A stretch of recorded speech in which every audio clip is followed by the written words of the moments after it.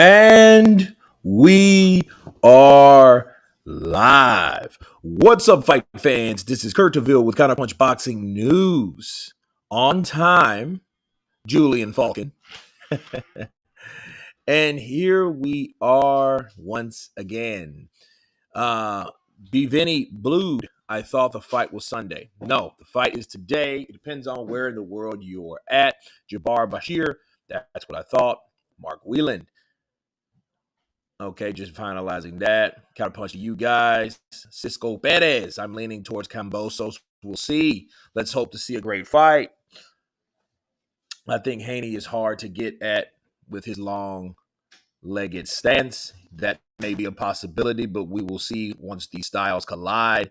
We just saw Higgins and Nicholas go toe-to-toe. Good fight between the two. I think two locals. And then, yeah, we're yet to see what's in store, waiting for the next fight. So these guys are fighting early Sunday because it is actually Sunday in Australia. It's Saturday here, Sunday there. Okay. It's like 9 a.m. there right now, or close to 10 now, I think. Something like that. Did Bill Haney manage to get to Australia or not? Julian, he did. He got there yesterday. So their Saturday, he got there, which is our Friday. My guy, always good time on the live streams. Jordan Benson, counterpunch to you. Well, Kurt did not get laid. I guess I owe Kurt money now. There you go, Julian. Drop it off, baby. Drop it off. And here we go. I'm glad you guys are here to make it. This is going to be a very interesting match. I want people to understand the importance of this fight. First off, you have two champions, okay? Kambosos just made it, actually, as I'm talking about one champion, the unified champion, along with the franchise belt. He's there with his wife, right? He just arrived, coming out of the one of the transporter vans. You know, he got his black sleek on, got his Beats by Dre, Power Beats by Dre in. I got some called Tips, right? What the heck? Great Kurt live, one great. Yeah, Tank was it was a good show out. You know, Tank One Punch did what he's supposed to do. In the same weight classes, we have these two: George Kambosos, Devin Haney, George Kambosos, the WBC franchise, the IBF, the IBO, and the IBF, the IBO, and the WBA. Okay, Devin Haney, the WBC regular. So, this is the unification. Okay, and whoever wins this has it all. You know, not only do they have the WBC, they have the WBC franchise as well. Okay, so it's like Devin Haney or George Kambosos, who's ever the winner, will have it all. So there will be no dispute about who's champion because there will only be one. Okay, that's why this fight is so important. Okay, Haney is winning without bias. He should. I mean, as far as the styles go. But see, George Kambosos is the type of fighter, though. He surprised me. He's quick. He's a lot quicker than I give him credit for. We've seen that against Teofimo Lopez, and Teofimo was a guy. Now we have Junior Fa taking on Lucas Browne in the heavyweights. We have 43 years of age for Lucas Browne. You know, 2-3-time drug cheat, height 96 centimeters, reach 196 centimeters. Weight 118 kilograms for Junior Fa, 32 years of age, 196 centimeters as well in height, 204 centimeters. He's a little bigger than Lucas Browne, and weight 121. So he's bigger, same height, longer in reach. So we'll see what Junior Fa can do with Lucas Browne. Me looking at this, if I had to guess, I would say Junior Fa would win this. You know, he should win this because, I mean, 43 years of age. Lucas Browne is Luis Ortiz's age. And we've seen Ortiz. Let me tell you something, guys. Nothing wrong with the age of 43. I'm not saying that. But when it comes to boxing, It is. It's not something you want to do. Listen, before George Foreman knocked out Michael Moore, people thought he was crazy. People just called him the boxing preacher. This is way before the lean, mean, fat reducing machine, George Foreman. Okay? This was the guy that fought a lot of guys that people thought he shouldn't fight. Okay? So it is what it is. Okay. All right, what the hell's going on here?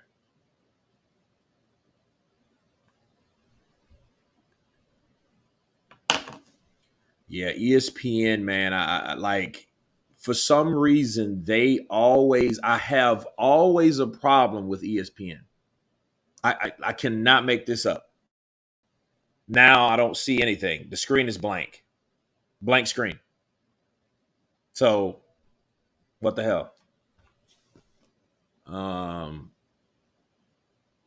Okay. Live.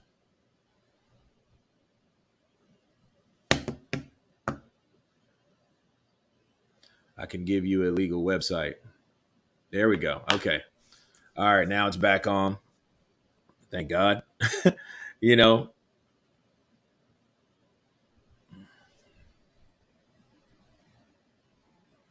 Yeah, don't touch it. I know what you mean. Don't touch it. Yo, anyone on this stream not actually got access to the fight? If you don't, I got you.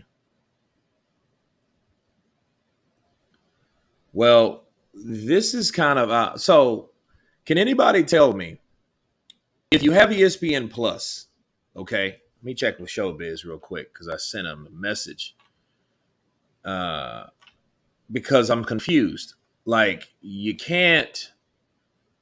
Okay, you can't. Like it's like KO, I think is the website, but I could be wrong. It's kind of like I know I have ESPN Plus, right? You know, the Aussies are out. Look, they're out proud. You know, they got the Greeks. So I'm assuming they have a huge Greek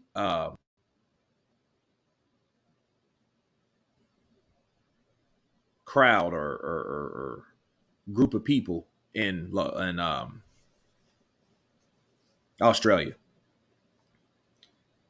It's on regular ESPN main event. Okay, Michael Manning. So if I have ESPN Plus, I don't have to pay. Is that what I'm hearing? I do want to know. I don't want them to shut off on me. Yes, it's on KO Sports. Troy, yeah, but I'm not over there. I'm here in the States. I'm in Texas. So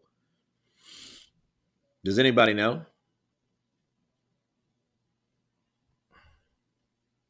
Good. Good. Because I'm thinking like, all right, this is crazy. Which is good, man, because a lot of times, you know, at least ESPN Plus is not getting like the zone. Because it's crazy. The zone has just totally switched up. Like they have totally went against their own marketing plan. You know, pay-per-view screwed, you know. Bill Haney, they're showing him coming in, walking in. You know, he has this he looks like Assassin's Creed, got a satchel across with his hood on, big beard, showing with his glasses. So it shows that little sophistication there. You know, we got Joe Tessitore, Timothy Bradley, Mark Kriegel. You know, all these cats. You know, I know Timothy Bradley. Timothy's looking fat. He's getting fat and happy. You know, and happy because you know, Timothy, man. You know, he used to be ripped to shreds. I don't know what he's like now. Yeah, the zone went really low. Yeah, they did. Universal, they did. I swore it was going to be like Fury Fight Plus with pay-per-view. I thought it was, and I'm glad it's not. Because I was like, damn. Because I'm trying to order the thing, and I'm like, I don't have KO. And then when I tried to order it, they were like, you have to have a Australian number. I'm like, I don't know anybody in Australia. I know somebody from Australia. They're not there now. You know? It's Three Stooges. Skrilla 50. What's up, bro? You. Oh, last minute Haney dad allowed in Australia. Absolutely. Absolutely. He came in yesterday. Liebi. Asta. Now that's one excuse down the drain. Well, that's good. So we don't have, and I don't really look at it as excuses. I just look at it more of distractions. Like, let's think positive about it. It won't be a distraction for Devin going from round to round, knowing his dad's not there. That could just be a distraction, especially a night like tonight. Whoever wins tonight will be undisputed. I mean, true undisputed. Kurt, I saw you on YouTube today when AJ beat Klitschko. You did.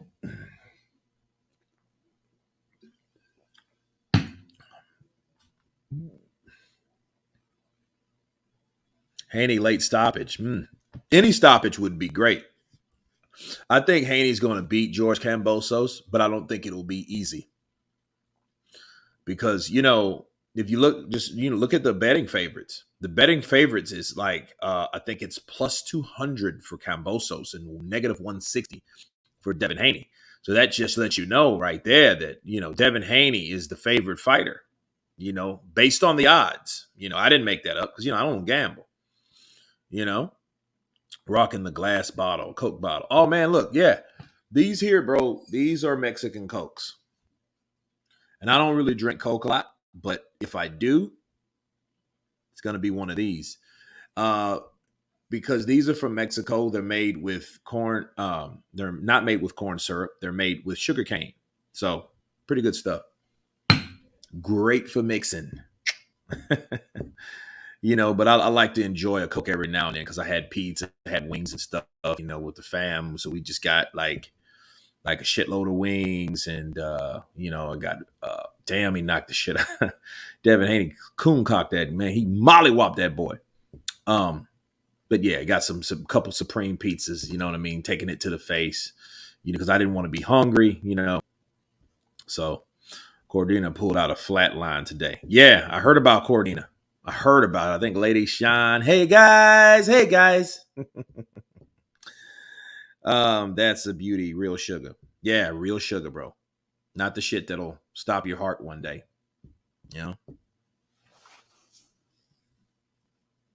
Rooting for Haney here, but I don't see Haney getting a stoppage.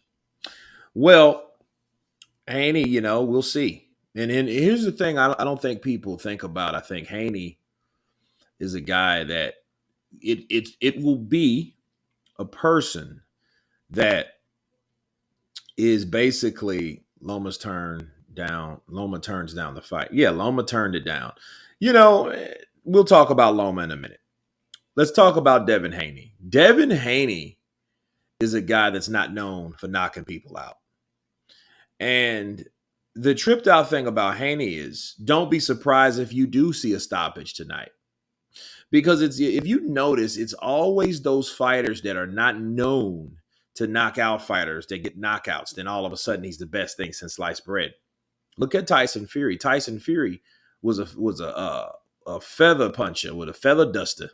He punches with feather dusters in his hands. He can't punch, and he stopped Wilder. They stopped the fight, the second one. They stopped it on the second fight, the rematch, and then he knocked out Wilder in the next fight, and then he took out Dillian White and caught him with an uppercut. So he wasn't known for hard. That's why the LDBC were so hard on Tyson Fury because he wasn't known to be a puncher. Neither was Floyd Mayweather, but he stopped Diego Chico Corrales, and Corrales was known to be a puncher. So just don't be surprised you see a stoppage. And if we see a stoppage, be thankful because then we won't have to worry about the other politics of possible whatever, right? Possible whatever. I'm not saying something's in a fix. I'm not saying the fix is in, but we've seen it already happen. I ain't drinking Coke. I'm drinking Trocadero, a Swedish soda. So I know I said that wrong. Very good. I recommend that you try it if you ever go to Sweden for some reason and try our chips. No joke. We have the highest quality chips. I got to check that out, Julian. I'm on the bus. Stop watching your live. Disruptive or positive to H. Damn, okay. Troy Peterson, I think it's emotional and can work in Devin's favor. Okay, so we have bantamweights, we have heavyweights. So we have two more fights before the main event. So we got 10 rounds and 10 rounds. So we got two 10-rounders. Okay. Jason Maloney versus Aston Palicte from the Philippines. Then we have Junior Fowles from New Zealand versus Lucas Browne from Australia, which is pretty much can't say the same thing, but Australia and New Zealand, So the one loss Junior Fowles does have is to Joseph Parker. So, we have to look at it like that. Joseph Parker, dethroned Junior Fa, and I think that was a rivalry. I think Joseph Parker's like Kiwi or something like that, right? I think he's a Kiwi. Swedish chocolate is shit, though. Then it will be some night. Bingo, Kurt. If you have Cordina, Haney, and Fulton get KO tonight. Jim 82, salute to you. In LA, we can't watch the fight until the female baseball game is over. Oh, that's crazy. It's crazy, Psycho Crusher.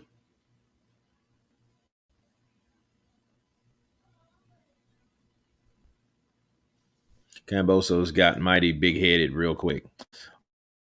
Well, I think that beat the guy. I think he's the guy that beat the guy. The guy that beat the guy that beat the guy. So Tio beat Loma. And then I think it was too premature for Tio, to be honest with you now, because knowing what we know now, okay, based off of how that fight went, based off of what could have happened versus what didn't happen. What could have happened is Teofimo Lopez could have fought Lomachenko again. Now let's talk about Loma for a minute, okay? Sup, Kurt, what do you mean when you say Parker is a Kiwi? Is he a Kiwi? I know he's from New Zealand. I think he's a Kiwi. You never heard of a Kiwi? Antoine Gorham? I think you have. But let me look quick. But anyway, back to Loma though. Loma was a guy that should have had a rematch, but the arrogance of him and his team, he didn't put one in the contract. He thought he was going to beat this kid that was like, he thought he was going to take him out. He thought he was going to do this, and he even promised to do certain things to him because Tio talks so much caca, mierda, right?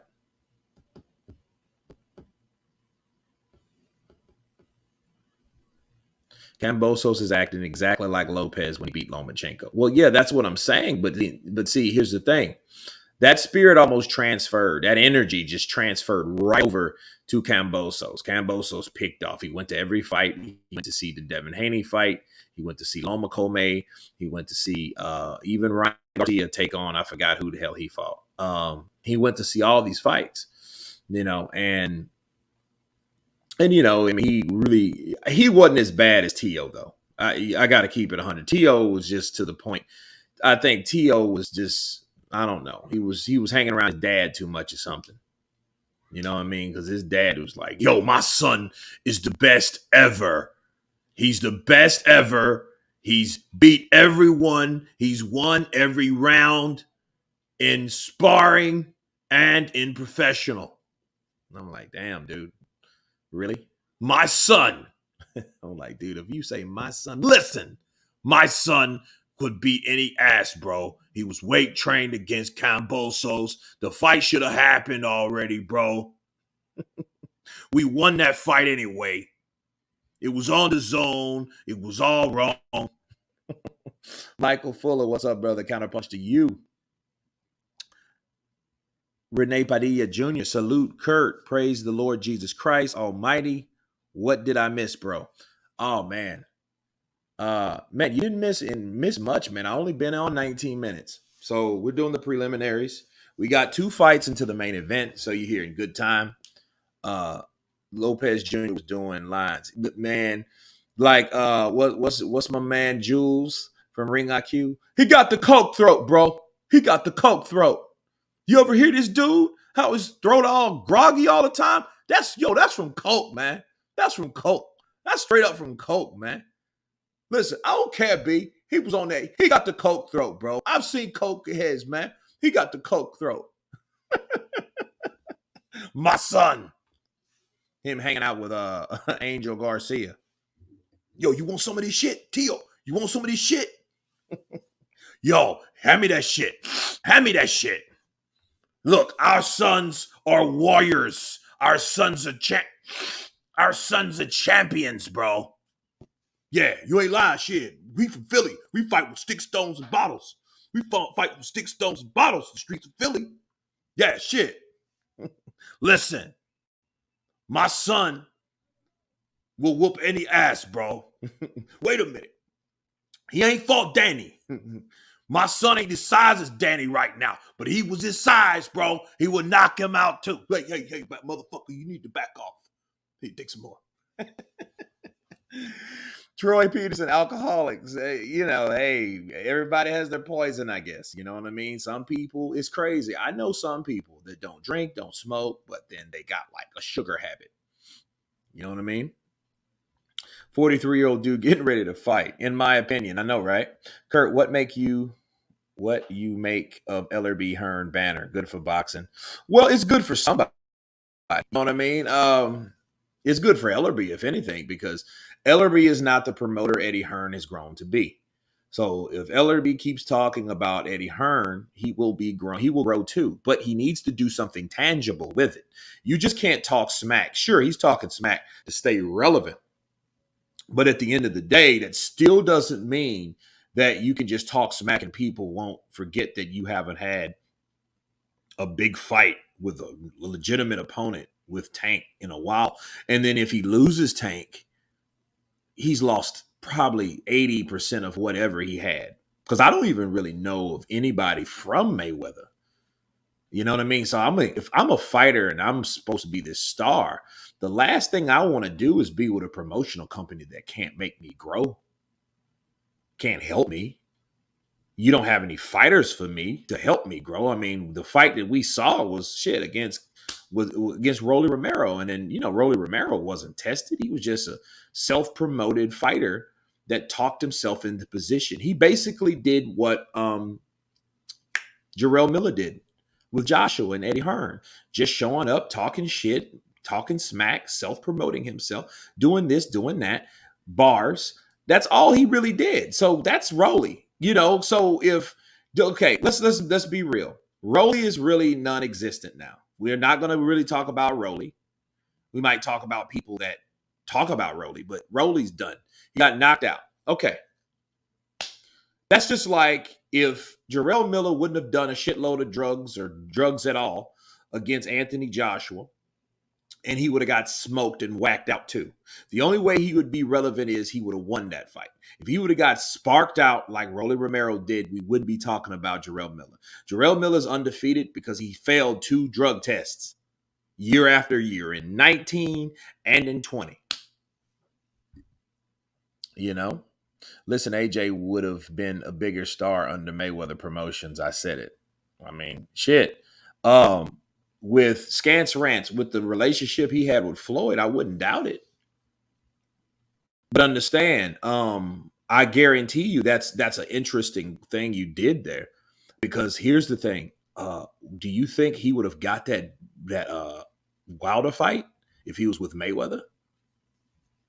Maybe, then again, maybe not, because we all know Wilder don't give a shit about Floyd Mayweather.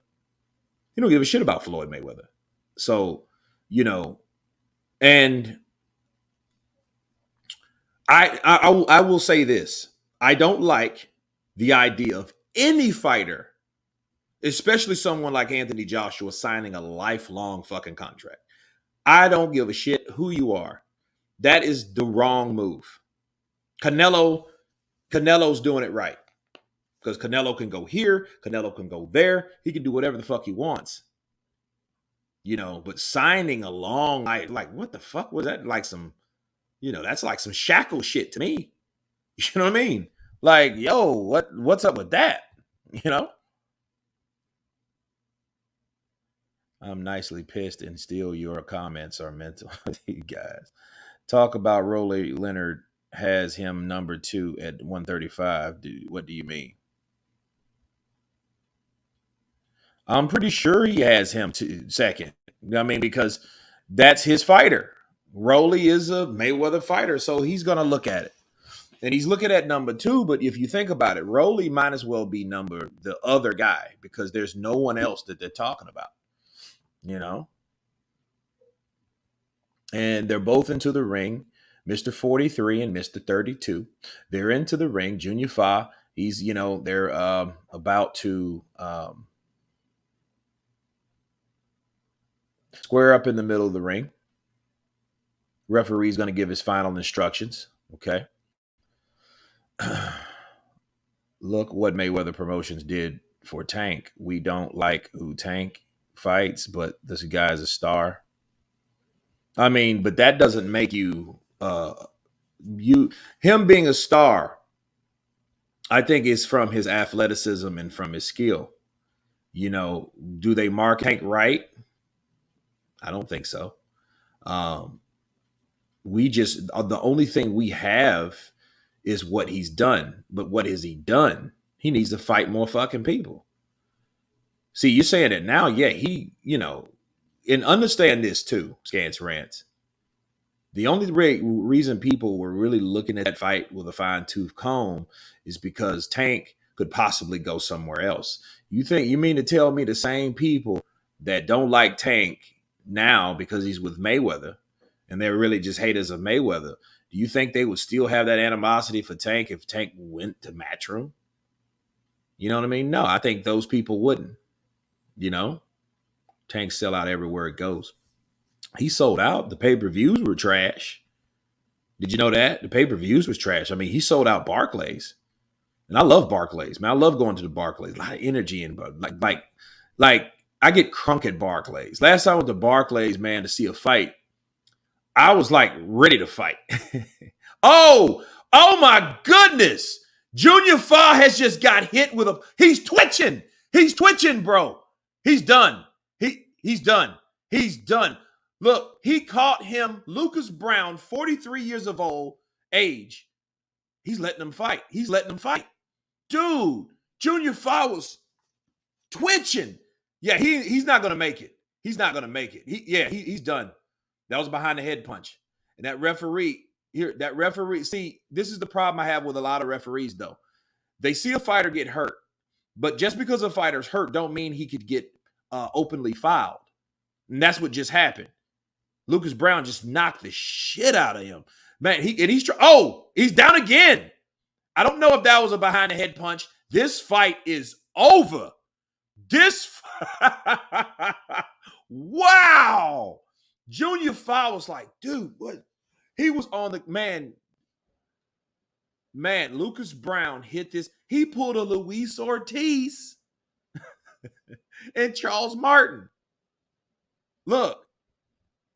Hey, that's why fighting somebody 43 years of age is dangerous. Junior Fa, he didn't see it coming. He did not see that coming. Wow. Let me see what he hit him with, right? Bow! Overhand. He caught him right here. He caught him right. Look. He was down. That's that Anthony Joshua punch. That's that Andy Ruiz punch. That's that, look. He caught him like Tyson Fury caught Wilder in the second fight and in the third. But he caught him. It was over. He was twitching. Dude, it's over. Lucas Browne's looking like a fucking salamander, dude. He's looking crazy. Yo, he nailed Junior Fa, though, man. He nailed Junior Fa. Wow. He's talking shit now. Then he goes, he apologized after.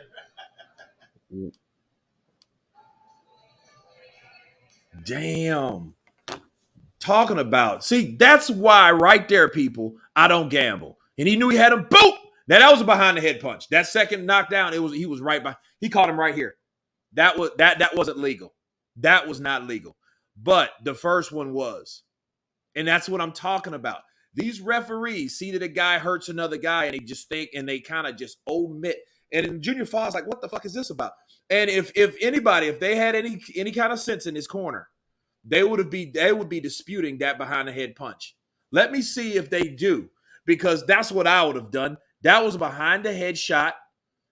That second knockdown. The first one was legal. The second one was not.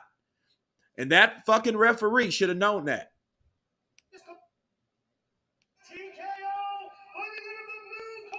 Well, yeah, see, Lucas Browne turns back the hands of time. Well, he did tonight. Fight News. That's some new news for you. Fight News came in cold as shit and got knocked out. Yeah. Lucas came in there and caught him overhand right, and this dude did not take that shit good. But he got caught with that shot. Like, here you go. Okay, the first one, here's the first knockdown. Boom. He caught him over his jab. So Junior fired that jab, he comes right over it and catches him. Bow. Right? Now, they actually, though, to be fair, they actually should have stopped that fight. I mean, most referees would have saw Junior Fa doing what he was doing, twitching like he had some bad dope or something. Like he was yeah, they definitely would have indeed stopped that fight. But the referee let it go on. Gotta love heavyweight boxing. Smith and West, you ain't never lying. Dave Allen looks like a superhero now. Yeah, because he beat, he jacked up Lucas Browne, didn't he? So it just lets you know, man, everybody has the night, and one punch could end your night, just like that. And that punch probably would have hit anybody, and that shit would have went the same way. I'm not saying that anybody would have got hit with that punch. I'm saying if that punch would have landed on most heavyweights, they would have done what Junior Fa did. Because the place that he hit him with, yeah, that was a wrap. That's why a lot of these fighters, man, politics is involved, because all it takes is one shot. That's another 43-year-old person knocking the hell out somebody a lot younger. Charles Martin's like 35, though, but he ain't 43. Luis Ortiz's official age or documented age is 43. He was twitching like an overdose on Lopez. Just coke. Took a clean shot on the top of the head in heavyweight division. This is how it goes. That second punch, though, was illegal. And he hit him already. He hit him behind the head when he got up. So you can't. That's not cool. AKA George Foreman, one of my favorite boxers of all time. Oh, man, for a minute, I thought you said rest in peace. I'm like, what? Don't say that. Don't say that, man. Get to crying on here. That's George Foreman. Ortiz is more like 46. He might be Joe. I mean, we'll never know. You'll never know. He'll never tell you that. What's the MMA guy? The Cuban. What's his name? Rolando? No. Romero. Romero said, look, that motherfucker's not 43. Because Romero's like 45 or some shit like that. You know what I mean?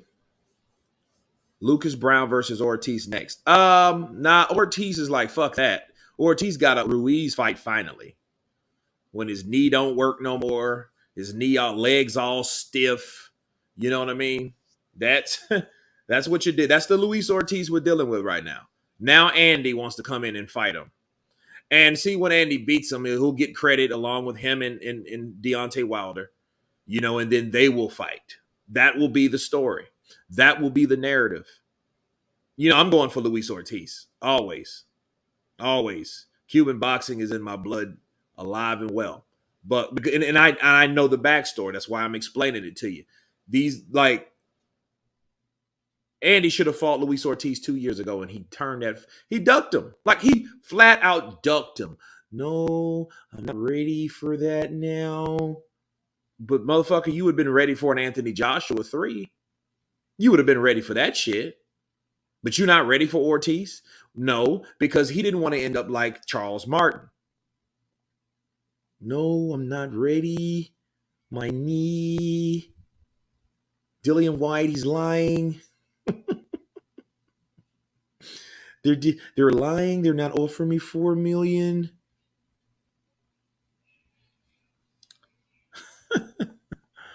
You know what I mean? So, now you're fighting him.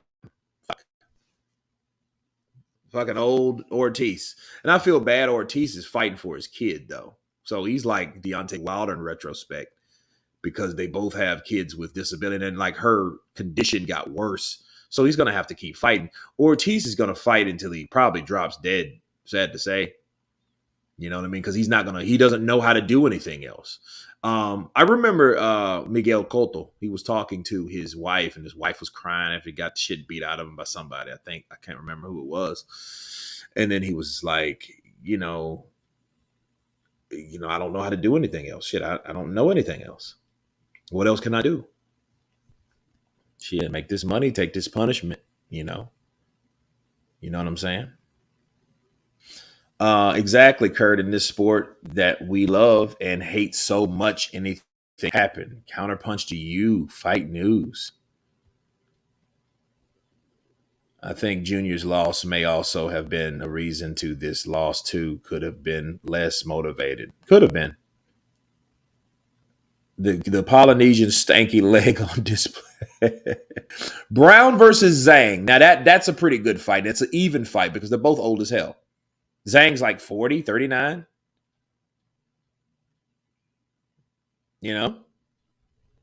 Ortiz is knocking Ruiz out. I hope so. Michael Fuller, I hope he knocks Andy Ruiz out and we won't hear from him again. We'll hear from Andy Ruiz on the undercard of some other show when he decides to come back, if he does.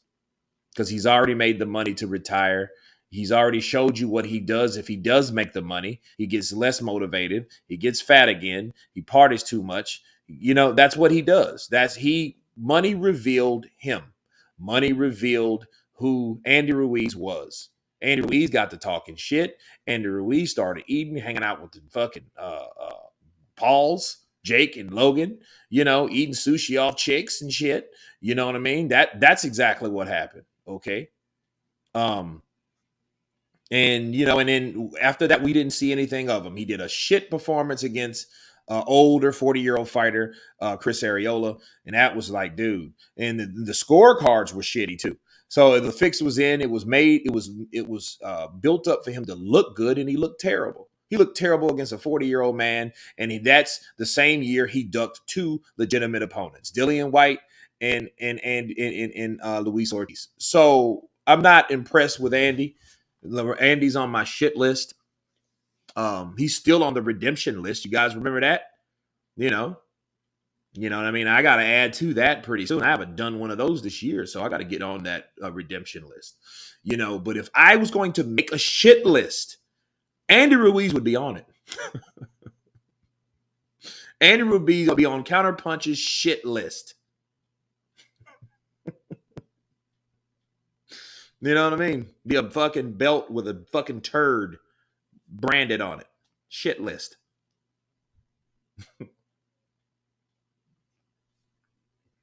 Ortiz flew with the Wright brothers. Ortiz versus Ruiz could end Ruiz. Well, if Ortiz knocks out Ruiz, he'll be done. He won't get another big fight. He'll be that guy known to beat Anthony Joshua. And if Anthony Joshua loses again, it really still won't mean it really won't mean anything. Why? Because the more a fighter loses, the less your win against that fighter matters. Counterpunch. That's how it goes. Now if Anthony Joshua beats Alexander Usyk, well, that's different. That means he's beat everybody he's been in the ring with. He can now travel up that journey like Lennox Lewis did. Lennox Lewis was only beaten twice, and for the people that beat him, he came back and avenged both losses. So, see, Anthony's in a real weird situation right now. Speaking of him shortly, because I'm not going to stay on old AJ. He's busy training. Let him train.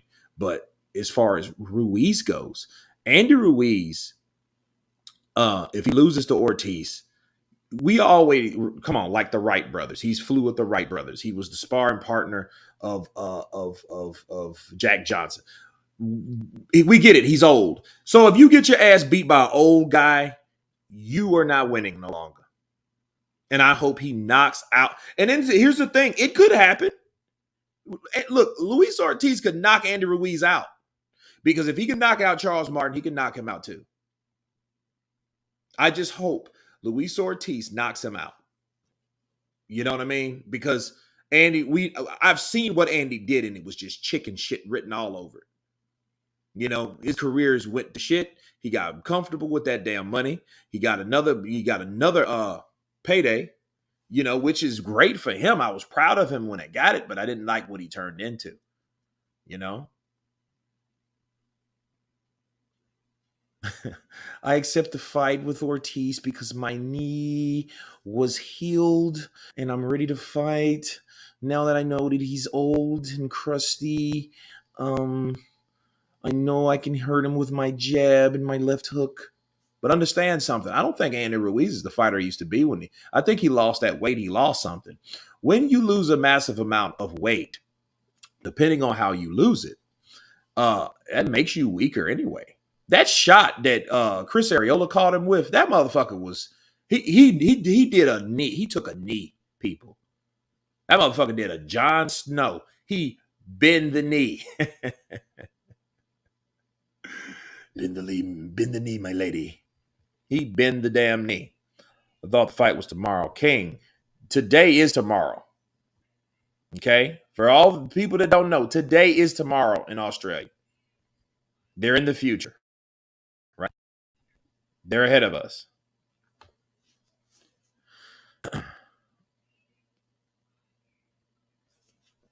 Yeah, Joshua can't. I've noticed that about Joshua. Joshua can't adjust. So that's always going to be a problem with him. And I think that was one of his worst problems besides stamina and shit like that. He's not able to switch up. He doesn't have the savvy to switch up. You know, he's almost like a robot in retrospect. What I mean by that is he's a person you can't reconstruct, reconfigure, adjust. He don't do any of that shit. He's going to fight the same way. And if that don't work, he's going to lose. We've seen that already. Now, you can prep him to do something, and I think he's good at doing that, but he has to have something to the T, you know. Now, he said he had no fucking game plan. I'm like, wow, dude, you ain't got no game plan? What do you think of Lennox beat Mercer? Lennox is a beast, bro. Can you do a Robert Garcia Spanish impression? Nico the best. Necesito movimiento. Necesito movimiento, Mikey. Mueve la cintura. Mueve la cintura. Mueve la distancia. Tú tienes distancia. Está listo. Vamos, dale. Mikey Garcia is a trip because Mikey speaks English like Spanish. You know, his words like, you know, I think he's a good fighter.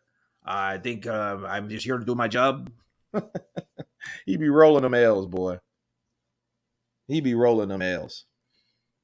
Just watched that fight like 2 days ago. Arreola really won that fight. I don't know if he won, but I know damn well it wasn't no landslide like he said it was.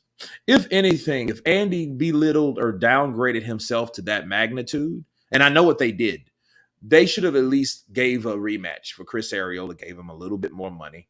It reminds me of when Julio Cesar Chavez Jr. fought. What was that guy's name from Colorado that he fought? I can't remember his name right off the bat, but he fought him twice because it was so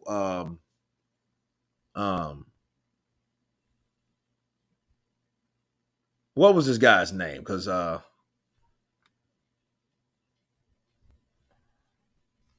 why would he be with Derek James? That's where Wilder should be.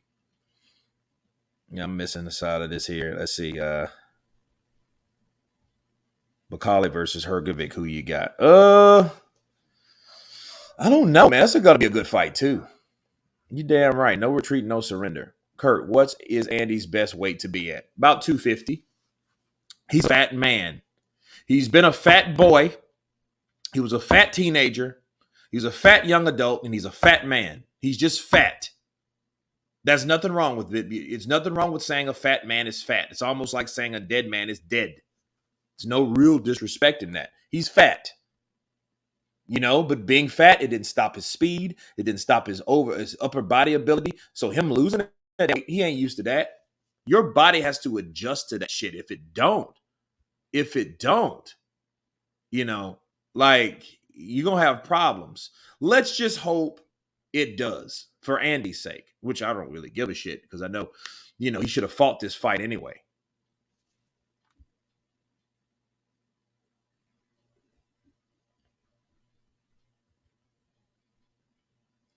Why the hell AJ got with Robert Garcia and not Derek James?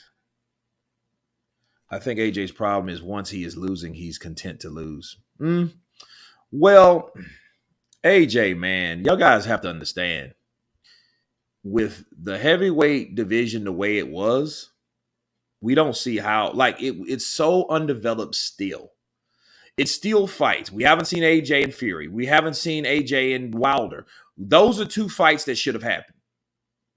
Those fights should have happened. The fights should have took place. And we'll never see who's better out of those people. See, we're so, the heavyweight division is so, it's not even constructed. So it's it's not complete. It's so many avenues that should have been ventured out to the point where these fighters, we've seen two guys fight 3 fucking times. And it almost reminds me of Matchroom, not Matchroom, but ESPN back when Manny Pacquiao. Remember Manny Pacquiao fought Juan Manuel Marquez 4 fucking times. You know why? Because other fights that he should have fought, like all those guys from Golden Boy. Remember those guys? He should have fought them, but those fights couldn't get made. And those fights didn't get made. So Pacquiao was fighting guys from ESPN only. The only fights that they could make. He fought Bradley 3 times. He fought Marquez 4 times, which were good fights and all. But, they're 2 top fighters. So it's going to be that. And I think, Juan always knew he had his number. So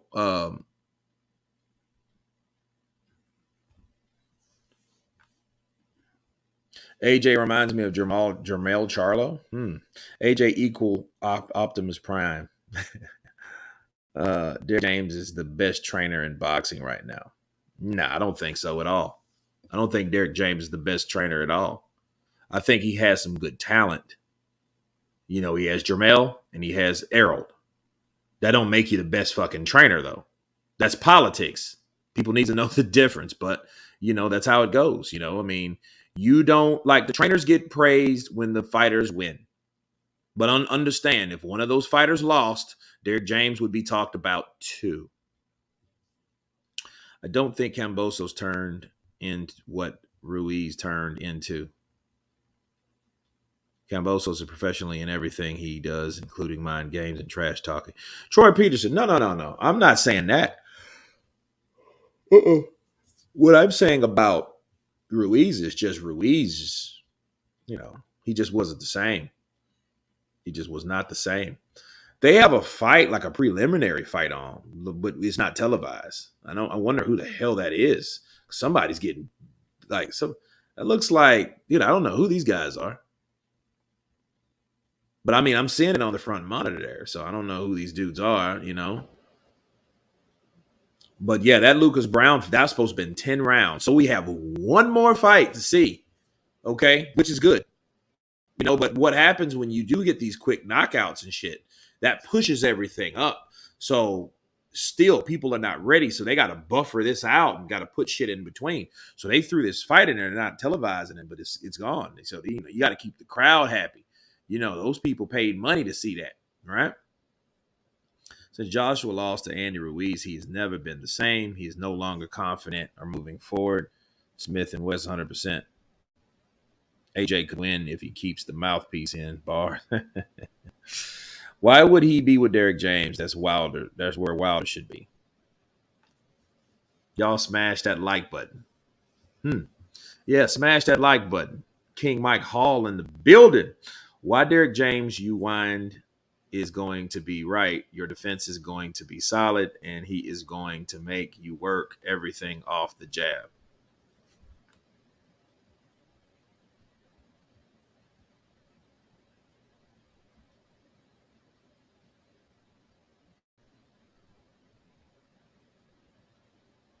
AJ is the worst version of Frank Bruno. I think he's better than Frank Bruno.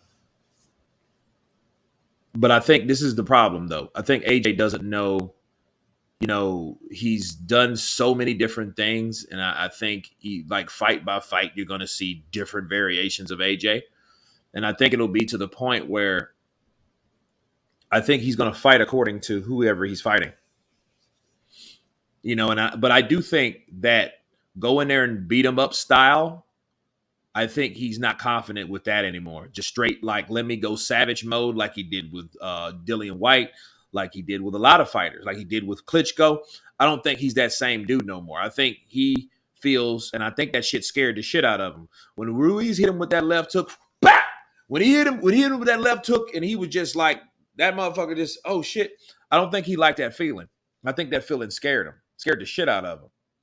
And I think he was like, you know what? I can't go in like, a souped up ass Frank Bruno. I have to really start working on my boxing ability. Then I think for Anthony Joshua, I think he fought Alexander Usyk. He fought him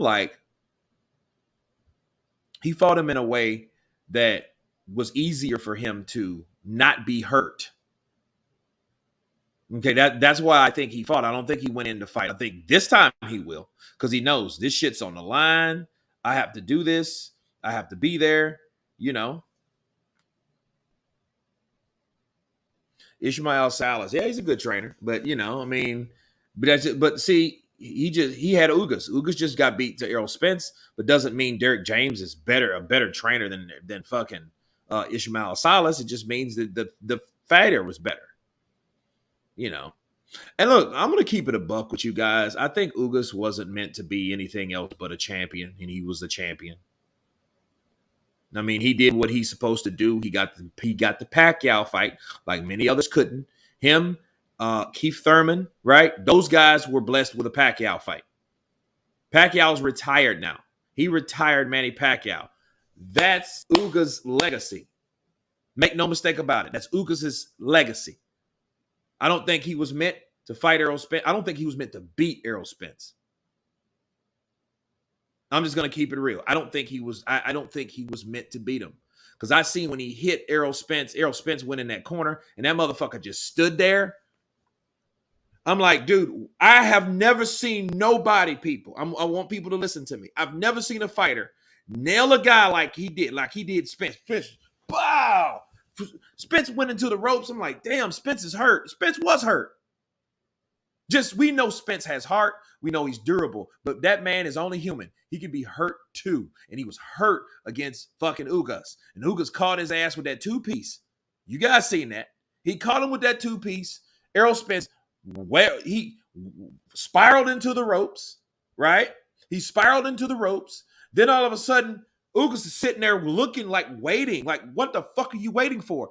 Because that opportunity, when he spiraled into the ropes and he knows where Errol Spence was going, why didn't he jump on him?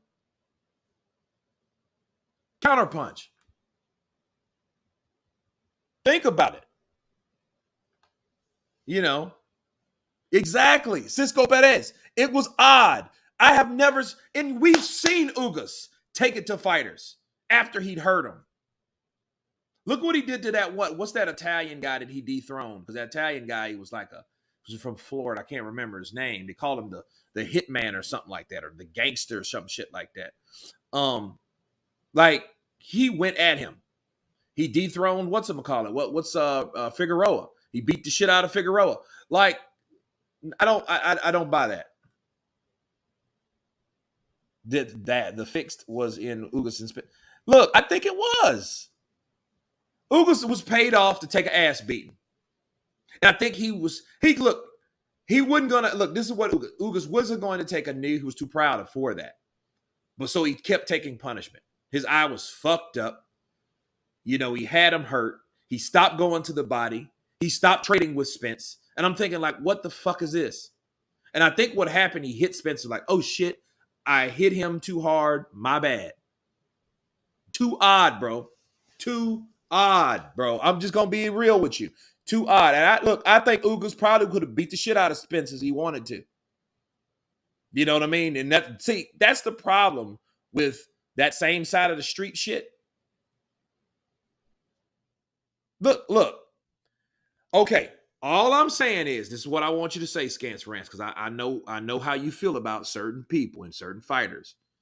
Don't you think it was strange that when he nailed Spence with that two-piece, no sides, that two-piece combo, no sides, that didn't make you, that shit wasn't strange that he just sat there? I mean, come on, you got to give me that much. Come on now. Sean Porter would have killed Spence if he heard him like that. Sean Porter, every fucking body else would have. But why Ugas decided to sit back there and hang out and be crouched the fuck over? He stood in front of Spence all night long. I'm just gonna keep it real, man. I don't think, you know what I mean. It's weird, bro. That's all I'm saying. It's weird. If you don't say it's weird, man, if you don't think that shit's weird, something's wrong with you. You know what I mean? But Spence had his mouth guard out. Come on. Listen, you guys know the rules. When somebody gets their mouthpiece knocked the fuck out, that doesn't mean it's time to stop the fight. They stop the fight when there's a lull in action. Then they stop it. Then they take that fucking mouthpiece to the corner. The corner man washes it out and puts it back in his mouth. They don't supposed to coach or none of that. That's only for that time. That was too short of time. A little something for the channel. You're making me laugh. But look, appreciate the super chat, Scance Rants, but at the same time, could you answer my question? You didn't think that was odd. You didn't think that was odd. That's all I'm asking you. That's the only thing I'm asking you, because I just thought that shit stuck out. You nailed it. Bip. And then you sit there knowing that guys, oh, shit. If he would have hit him like that, I just would have seen anybody else. Oh, shit, I got him. And as soon as he ran into the ropes, hit his ass again. Why didn't he hit him again? Why didn't he follow through? That's all I'm saying. Hey, Ugas is too soft. Well, I don't know. I mean, whatever. I guess I'll have a poll. I'll make a poll. But I'm just saying that was some odd shit. It was odd to me. Right now, just giving you guys an update, because we know since Lucas Browne knocked out Junior Father the way he did, you know, we're just chilling, because now they're like, shit, what are we going to do? Now they've stuck another fight in, and on the strength of that other fight, that might be 4 rounds, maybe 6 rounds. So we don't really know how long this fight's going to last. I think that fight's actually over. So I think they just put that in there for the crowd, you know. The referee clearly made a sign to stop the fight at the moment. Please just watch it again. Okay. All right. Ugas ain't want no part. Ugas hit him with that car crash. Oh, hables bien. Stefano. Yeah, I'm just saying, man, you know, I don't know. But then again, we can say this: if the referee stopped it at that point in time, right when Ugas nailed him, wouldn't you think that's kind of strange for the ref to just do that then? You know, I don't know, man. I just think outside the box sometimes. You know what I mean? Because I know Ugas had Errol Spence fucking hurt. We know that. We've seen that. And if he had him hurt like that, I've seen a fighter. If you hurt a fighter to that magnitude, you want to follow through. And I seen no follow through. Then even if the ref did that, right? I'm not saying he didn't. This is what I'm saying. The body language, the tone, the reaction from Ugas wasn't. I don't think it was a authentic one. I think he seen it and he hit him. Shit, I did that, but you know. Like round 5, my ass goes down. Like Butch from Pulp Fiction. Round 5, your ass goes down. Say it. You know what I mean? Dang it, get next fight on already. Yeah, man. I mean, they have to put this in. They have to put this shit in because that's what happens though. This fight, we supposed to still see Junior Fa dancing around trying to outbox Lucas Browne. Bars. There was supposed to be fights after the main event. Well, that's probably what they stuck in there. They stuck a fight in, which, we don't know who the hell that was.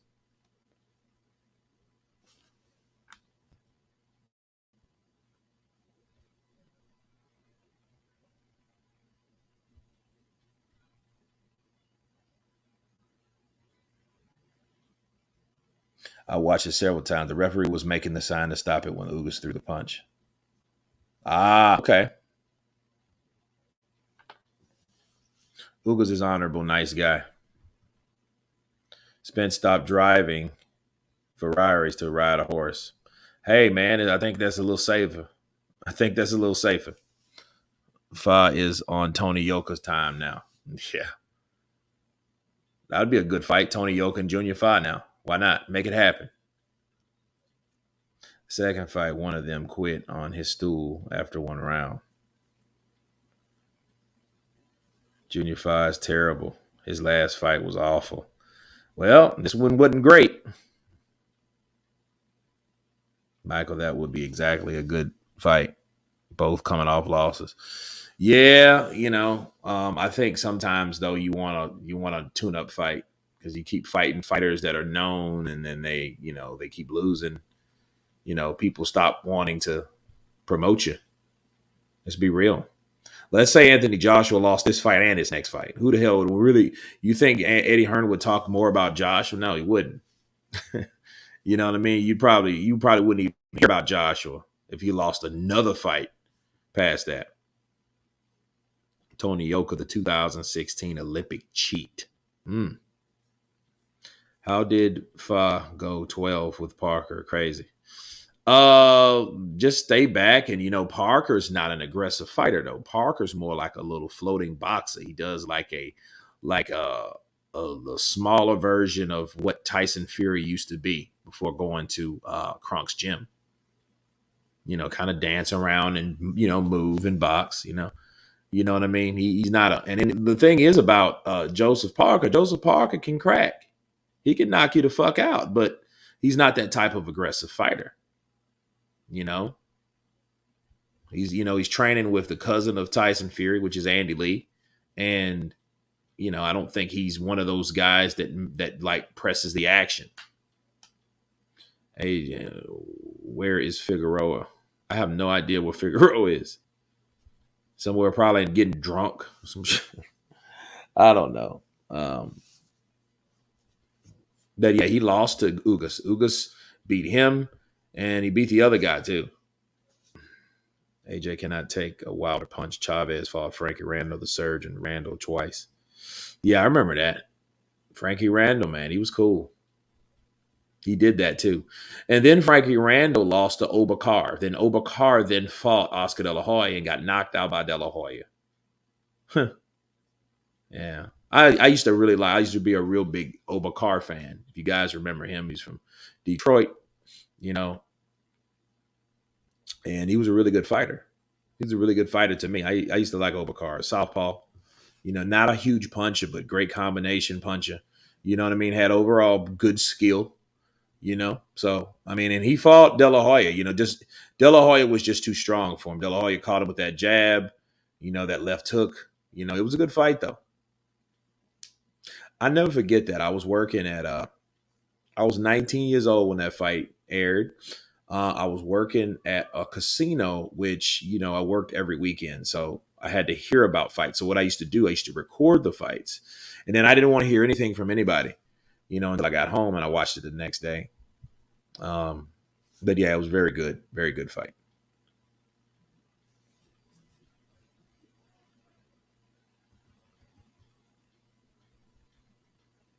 Can Wilder take Joshua's punch? That's a good question. I mean, because you're looking at both guys, and you have to take into account of Wilder. You know, he's been in a war. He's been in a couple wars and a couple losses. Has back-to-back losses. Whereas AJ, I don't think anybody could. Well, I can't say take Wilder's punch. Wilder is a hard puncher. You know, but understand, like we never seen Wilder in White. We never seen Wilder in Joshua. We never seen Wilder in Ruiz. We never seen, we've seen Ortiz. He knocked Ortiz's ass out. But then here's the thing about Ortiz. Ortiz is like, he's an older fighter, and he was getting older, and he's getting older every day. And he got caught with a jab and went down. Yeah, look at it. They're showing the replays of Junior Fa getting his ass flatlined. You can see when his legs stiffened up. Yeah, he was done. He's trying to shake that shit out of his legs, but yeah, that was behind the head punch. I don't care what people say. He just waved that shit off. Yeah, he fucked Junior Fa up. Junior Fa coming in there with the dad bod and shit. Fa's claim to fame is injuring Wilder's arm. Yeah, I remember he was in that investigation back then. Can Wilder take Joshua's punch? These heavyweights, man. Look, one thing we've known about heavyweights, and we should know about heavyweight or the heavyweight division. Heavyweights will get punched, hurt quicker than anybody in the division. They're heavyweights. So Wilder caught Joshua, he probably knocked Joshua's ass out. If Joshua caught him with a left hook, he could take out Wilder. I think Wilder has more resistance because his refusal to fold. But that's not necessarily a good thing. It's an exciting thing, but in physically, like health-wise, it's not. Because if Joshua hurt Wilder, not saying Wilder wouldn't punch him, but I think Joshua is a better finisher. But then maybe I'm talking about the Joshua that used to be. You know what I mean? But we know Wilder is not a finisher. The only thing he'll finish you with is his right hand if he lands it in the right place. But he's not an overall like technician. Like he doesn't have like specific combinations to get you out of there. He just knocks the hell out of you with one punch, at a time. So who do you think would have won between Parker and Joyce? Well, we'll see that fight, hopefully, because it just got pushed back. Because some shit about Andy Lee's baby being born or some shit like that. I'm like, you guys knew that beforehand. He knew he was having a kid. Shit, he knew his wife was pregnant. I don't even see why you would agree to have a fight or to schedule a fight at that time if you knew what was at stake. Nobody forgets that their wife's having a baby. It's crazy, man. Manchester Matthews, Wilder, Ice, the weight lifter. Ice is the weightlifter. Hey, man, we just see those fights have to happen, though, man. For us to be talking about Wilder and Joshua, we're talking about a potential fight. It has to be worth mentioning.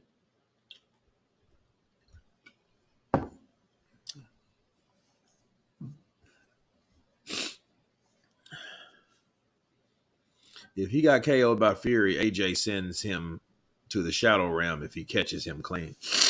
Well, it's heavyweight boxing. I think if Wilder catches Joshua, and it could happen. Joshua's been caught with a lot of right hands. You better ask Klitschko. How many times Klitschko hit Joshua with the right hand?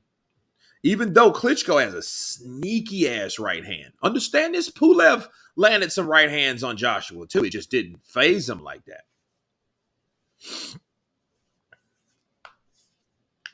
Wilder's return fight will be against Lucas Browne.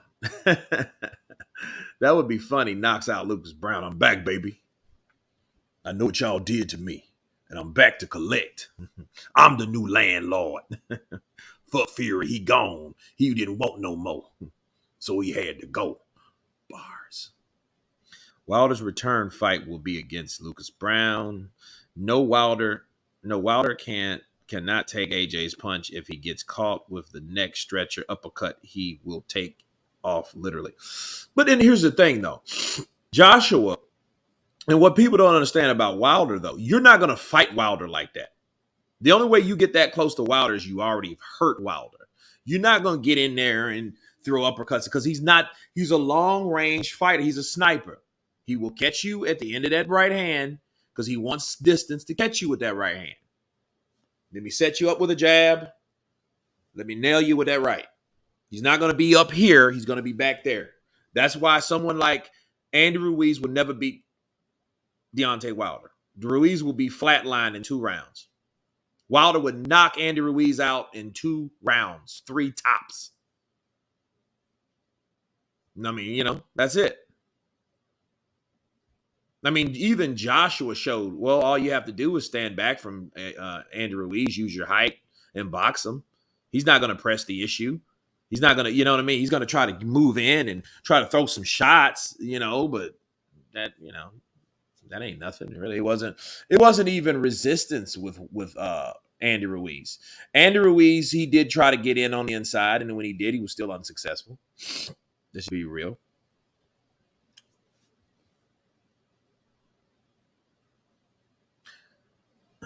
Joshua needs to go in there with the intention of taking Wilder's head off, clean off, not trying to avoid the right hand. Well, he has to. You better respect the right hand.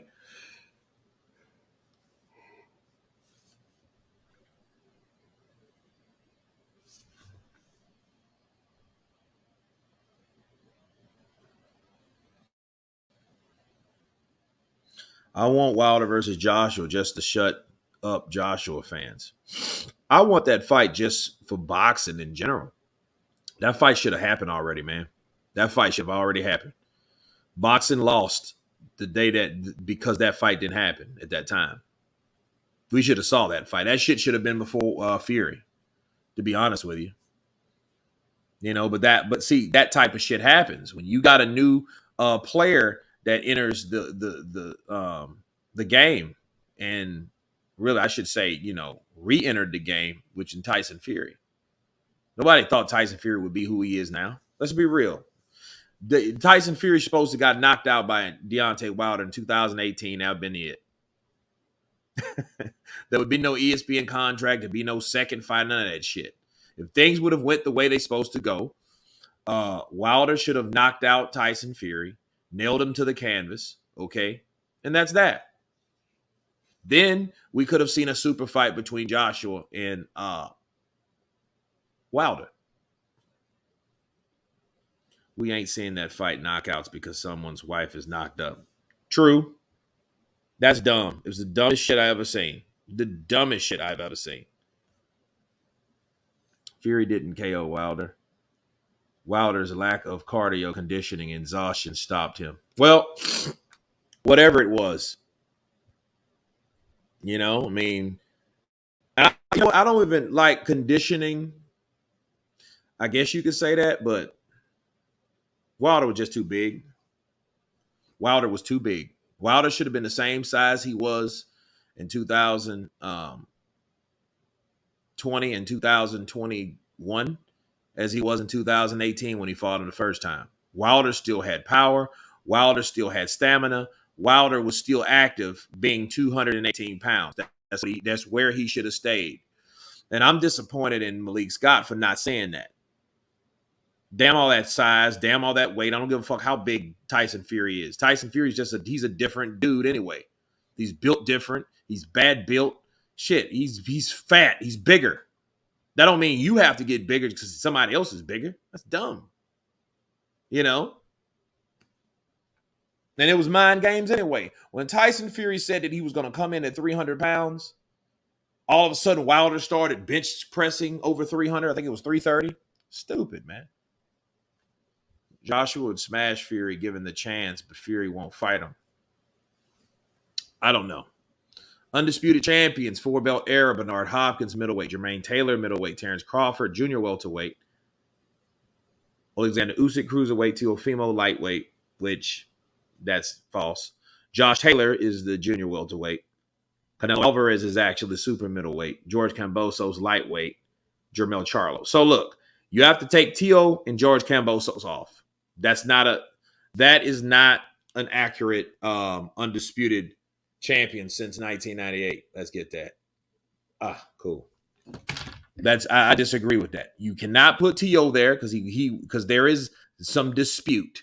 You can't put George Kambosos there because there is a dispute. As long as that's a dispute, people, they shouldn't be there. Now, Josh Taylor, Terrence Crawford, Alexander Usyk, Canelo Alvarez, Jermell Charlo, Bernard Hopkins, and Jermaine Taylor, they supposed to be there. They were right about that.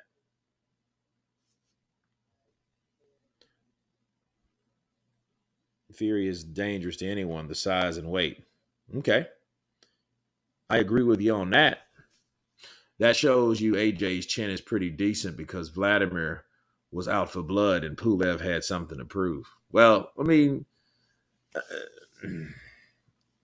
that chin shit is always overrated. It's underrated, overrated, because I think anybody that gets caught with the right shot can go down. This is boxing.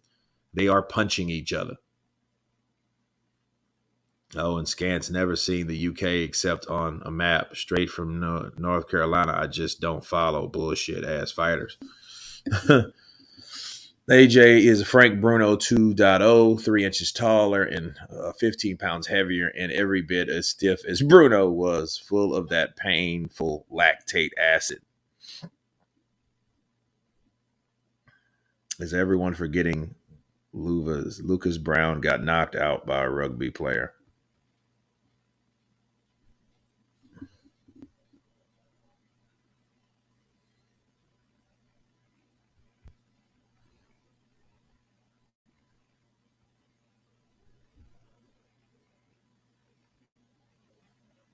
Damn.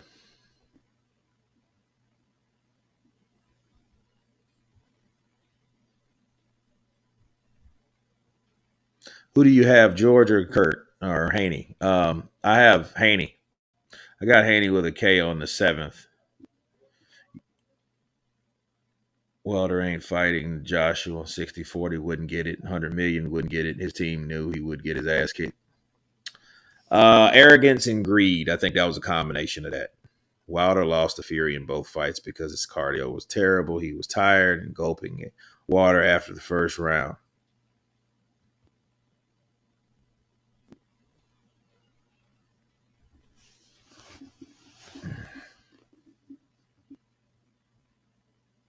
Fuck off. You just was talking about Joe Joyce. He is the stiffest of them all. Hey, guys in the trenches, man. You guys in the trenches, man. Oh, man. Yeah, Joyce, though. Joyce never stops. He's something else. I think he's a mutant. He really is the juggernaut. Because I watched him fight Daniel Dubois recently again. And Dubois hit him with some good shots, man. He caught Joe Joyce with some pretty damn good shots. I ain't gonna lie. And then Joyce took him. You know what I mean? I mean, he took him, bro. He ate them punches.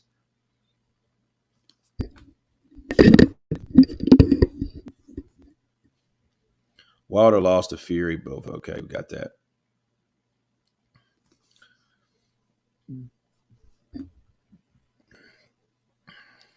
Who do you have between Usyk and Joshua too?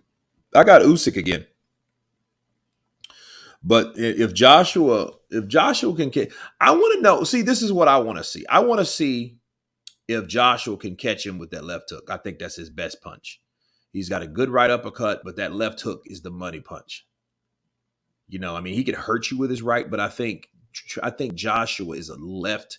I think that left hand is his best punch.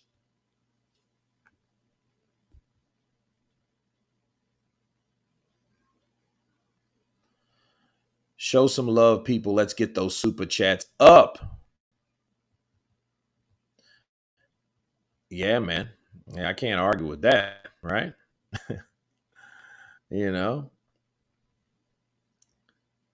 Oh, spiked water. Man, I heard that's, man, spiked water, man. That shit used to, man, it was doctrine for a while, that shit. The water was spiked. The water was spiked.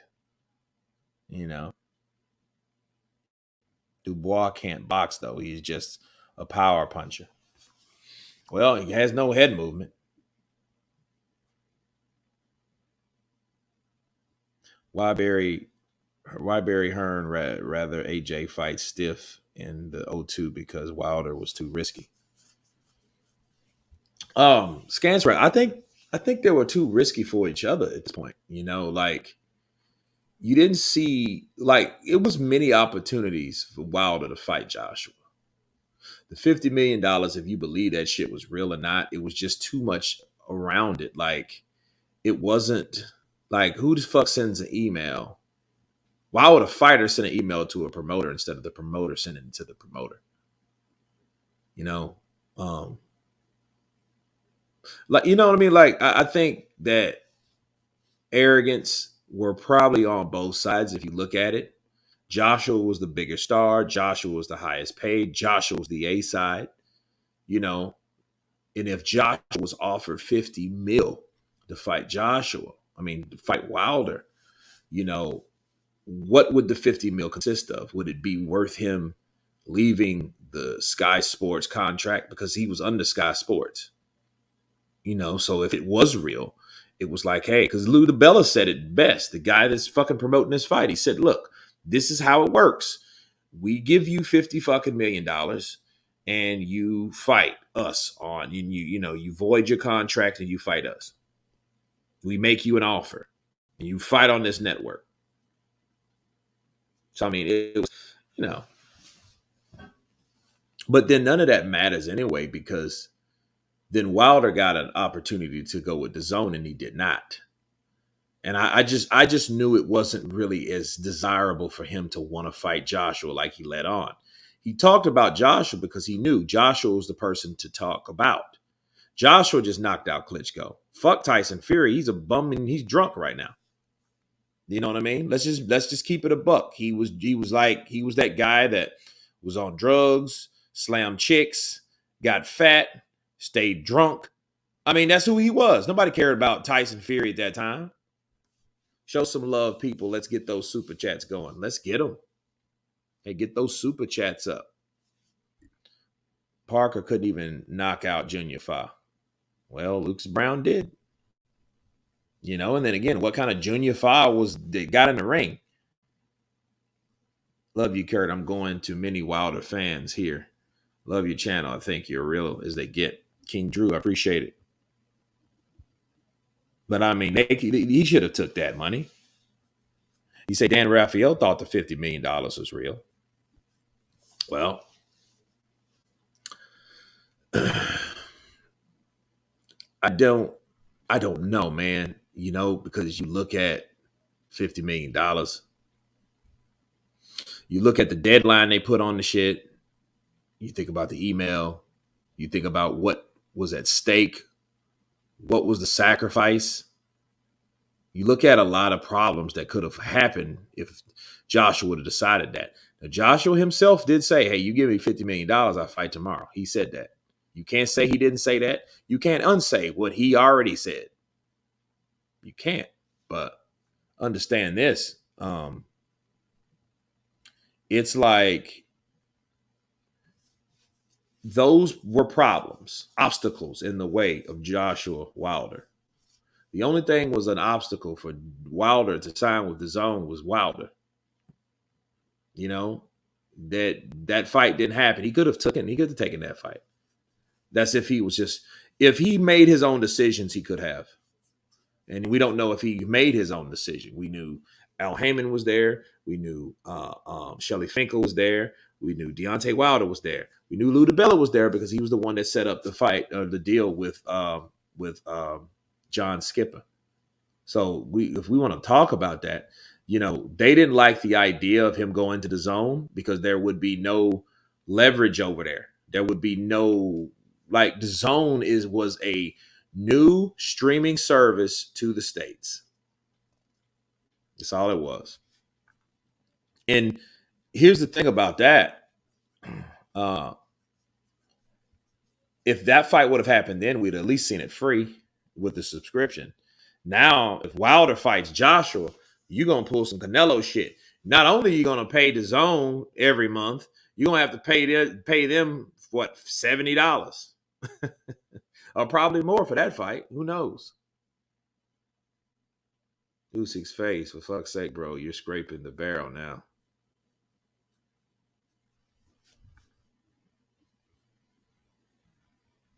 AJ said he'd fight tomorrow. 24 hours was more than enough time to accept the offer. Well, I do know, all we can know is what we heard. And what we heard from that Scance Rants, shout out to you.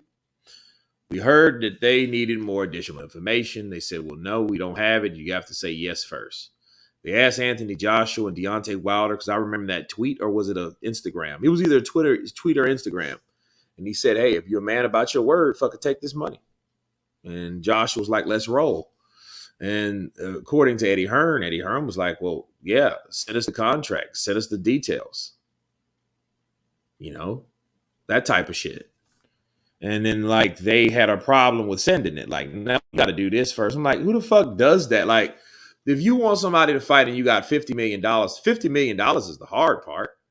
That's the hard part of that whole situation. Getting the money, having the money, proving that you have the money.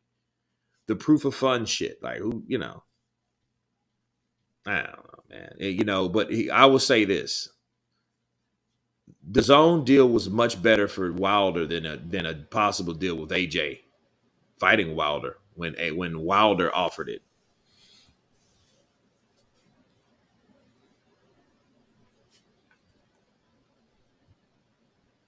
Why does Zone let everyone know the split, but Wilder, Canelo lets all his opponents know the split? Why is Wilder only the only fighter in history that doesn't deserve to know the split? Because if you wanted to know what a split was, and I'm glad you mentioned that, Scance Rants. Let's compare Canelo, like you mentioned. Canelo has all his opponents. How much fucking money was Canelo getting versus his opponents? That should let you know right there. If Billy Joe got $7 million, fucking Canelo got 40, 50, something like that. We know he got 50 million against Caleb Plant. How much did Caleb Plant get? 10 million. So this is the star of fucking boxing, the biggest star in boxing, Canelo Alvarez. And he's giving guys $7 million, $10 million to fight him. Bivens supposed to got a guarantee of like 5 or 4 million. So wait a minute.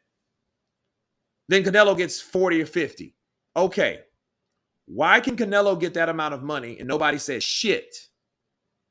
And you're talking about a split. So what the fuck that? What is that a split of? What is that? 10%? Right?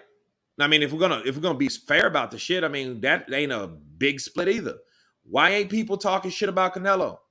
When Anthony Joshua offers Wilder 12.5 million, people act like that shit was slave wages. The fuck are you talking about? It's not a slave wage. $12 million ain't a slave wage. Lennox Lewis took $10 million to fight fucking the unified for the undisputed to fight Holyfield. Yes, he did. He took the $10 million. Oh, I don't think. I think the split. That fucking dummy. That hypocrite. So him sitting there. Oh, I think the splits. No, I mean, well, why ain't we talking about Canelo in this split? Why ain't people running Canelo's ass up the flagpole? That's something you got to ask yourself, though. If we're going to talk about this shit, if we're going to compare it to anybody else, $7 million in a broke face. Exactly. That's $7 million, though, compared to fucking 40. Guaranteed $40 million. How much money did Canelo make against Billy Joe? How much? We know how much he made against Caleb Plant. Dan Raphael said the 12.5 was a non-starter. 12 million can you have set you for life? Well, look, I ain't seen nobody else. Ask yourself this question, Scance Rant. Okay. Why aren't we talking about Canelo's opponents? And I haven't asked, I haven't seen you answer any of these questions I'm asking you. I'm just asking questions to make you think about that. You'll say some other shit about what somebody else said. All I'm saying is, Why haven't Canelo have been ridiculed like Joshua? Lewis got equivalent to 33% against Holyfield. Holyfield got $20 million fucking dollars. Right? Was it the first fight he got 20 million? But guess what? It was still a flat rate. You're talking about this percentage shit.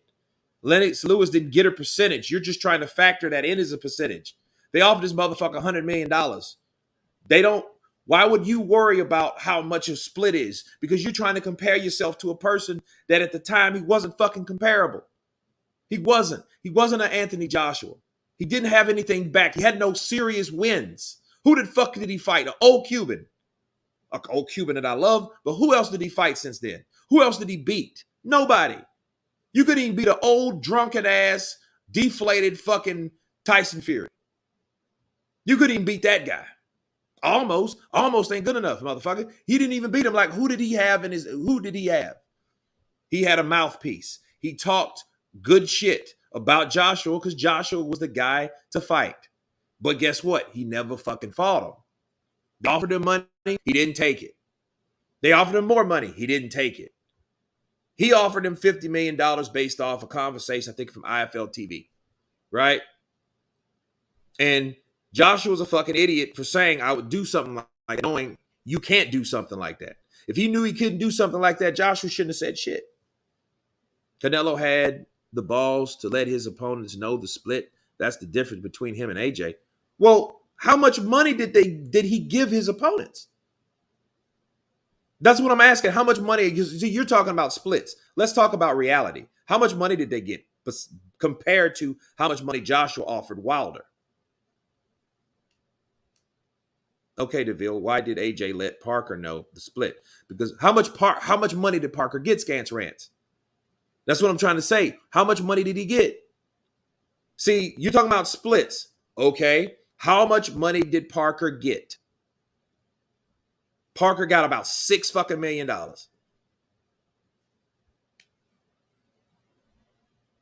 Wilder was offered twice more than that the first time off. Strangingness. What's up, Kurt? Counterpunch to you.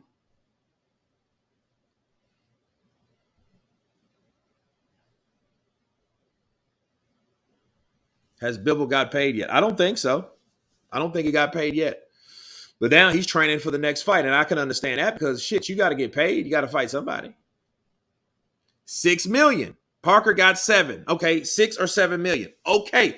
So, okay, we're talking about splits. Why the fuck is it so difficult to fathom that Parker got 6 million? Okay, so what? What is that split? You're talking about a split, but how much money did he get? Bars. He didn't get any fucking money. He didn't get the money that they offered Wilder. So so is it fair to say if they offered the WBC champion $6 million like the WBO champion at the time Parker got, would that be slave wages? Would that be too low? I'm just trying to figure it out.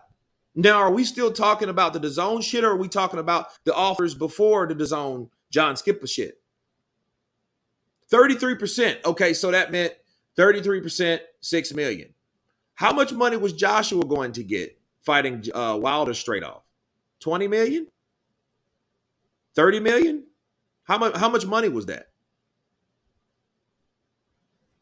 Because, I mean, it's, if you want to talk about a split, 12.5 million is like 10, 15.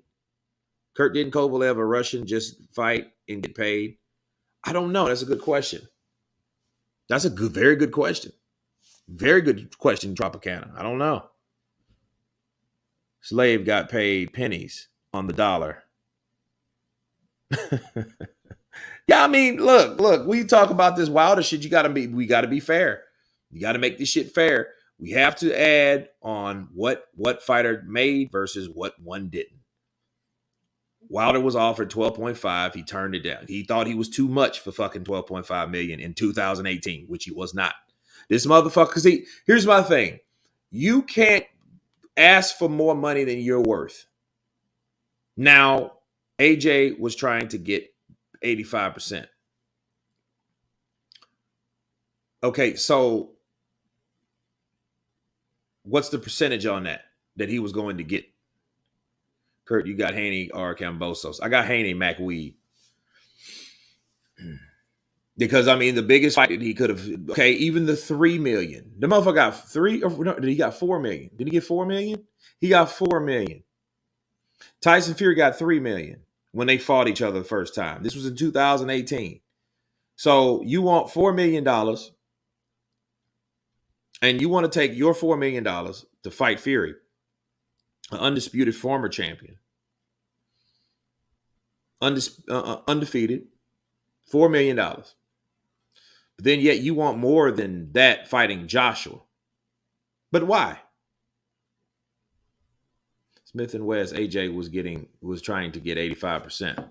They were offering this man a certain amount of money, just like Canelo did, just like Canelo, like a lot of fighters, just like Holyfield did. You talk about, well, the split was this. Wilder wasn't anybody in fucking 2018, bro. He just wasn't. Who did he beat in 2018 besides Luis Ortiz? Who did he fight? Who did he beat? Who did he unify with? There was nobody else to unify with.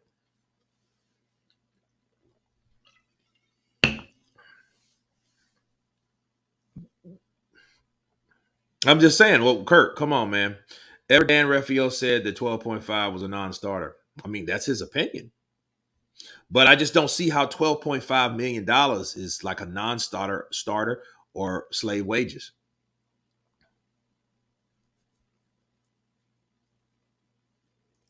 I mean, I just, when I saw that, and this is what I did, Scance Rants, this is what I did. What I did was I looked at what Wilder, okay, let's do this. In 2018, what was Deontay Wilder's gross net? $16 million in like 37 fights, 38 fights, damn near 40 fights, 16 million. That's everything that he's made for that many fights, 16 million. That's his net. They offered him 12.5. So 12.5 was over 3/4 of more than his net was. So if he would have took that 12.5, because he accepted the 15 million. You do understand that, right? Wilder accepted the 15 million, or Wilder's team accepted the 15 million, said they accepted it, and then turned around and didn't want it. And because they didn't want it, they said that it was because there was no rematch clause. This is some real shit. You can look this shit up for yourself. First, they said we accepted and agreed to terms. Then they turned around and said, no, we don't. So it's like you didn't read that shit the first time about rematch clauses. That meant it was amateur night. That meant y'all were rushing or something. You know, so I seen Wilder's last fight, he got $900,000 fucking dollars. Somebody offers you 12.5, you lose your fucking mind. Like, it's crazy. Wasn't $100 million fight in 2017. Wilder had no profile, and they were full of shit. They were. And then, you know, people didn't even know who Wilder was in 2017. If you were a boxing fan, you might have heard of him. Fight on a fucking undercard. You know, hitting Malik Scott, now his current trainer, with a flash punch, phantom punch. That damn punch didn't land, man. That motherfucker just laid down and got a check. Which, I mean, I'm not mad about it. I just see that. I just see for what it is. You know. Yeah, Wilder was jealous of AJ because AJ was the man. And Wilder should have been mad at his team because his team were the ones that fucked him. You guys heard 78? He was telling you that shit. They, like him and Al Heyman and Eddie Hearn. They did a fight in England with Al Heyman because Al Heyman agreed to bring Charles Martin to the UK in return. Who fought over here? Kell Brook and Sean Porter fought over here. You know, and a star was born when Joshua beat Vladimir Klitschko. Let's just be real. You know what I mean? But understand, he had already had the IBF belt first. So he knocked out Charles Martin in 2 rounds, got the IBF. Then he fought for the WBA against Klitschko. You know, that was coming off a much-deserved rest and he's supposed to fight Tyson Fury, but Tyson Fury wasn't fit to fight. He was depressed, living in less, on coke, fat. He couldn't fight.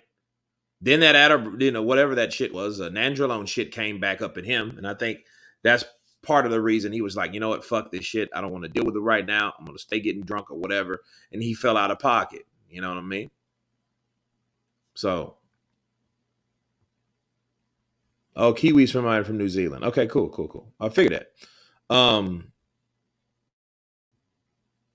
Smith and West. Well, Heyman thought the fight was worth $100 million and called AJ's bluff. Well, I'll tell you this, Scans Rants. Obviously, the fighter was worth $100 million because they offered Wilder $100 million. You know what I mean? And then this is what they did, though. This is what Team Wilder did with Al Heyman. Al Heyman was like, that's Floyd Mayweather's training money. You know, he knew he would piss off Wilder when he told him that because, you know, Wilder don't give a shit about Floyd. Money Mayweather. So that's what happened. And they were like, well, shit, if they're offering us $100 million, they're going to come back and offer us $200 million next time, or $150 million. You know, so maybe Al was like, hey, never take the first offer. Never take the first offer. Team Wilder valued the fight, and that, which makes no sense. At that time, Wilder hadn't even done a pay-per-view yet. That's true. He hadn't. Hadn't sold out an arena. Where the hell was the $100 million coming from? I mean, they were basing that off of, Wilder did what he's supposed to do. He talked about AJ, associated himself with AJ. He called him out. He called him a coward. He called him an AJ, Juicing J. You know, he did. And my thing about Joshua, though, I'm like, where was the, like, Joshua was too quiet. I didn't like that. I didn't like his quietness. This motherfucker came to England. Now understand, he came to England and said that you a coward, you scared, you didn't want to fight me. He was like Sebastian from Great White Hype. If you guys ever seen that, that's my movie, man, with Samuel Jackson, Peter Berg, Damon Wayans, Jamie Foxx is in there. You know what I mean? It was a comedy. It was a boxing movie. Sally Richardson. Boxing Redemption. What's up, Kurt? I hate to be from New Zealand right now. Ha ha ha. Junior Fogg got hammered. What does that say about Parker, who went the distance? Oh man, I don't know, man. It says a lot. Shit, it says a lot. You know, what does that say about Dillian White? Dillian White knocked out fucking Lucas Browne. You know? Appreciate the super chat, man. This card will start by June 5th. I know, right? This shit's taking forever. Yeah, he definitely didn't hit Malik. Nah, he didn't hit Malik. Smith and West Heyman been involved in the highest grossing fights in history of the sport. I believe Heyman's valuation on shit, it changed on it.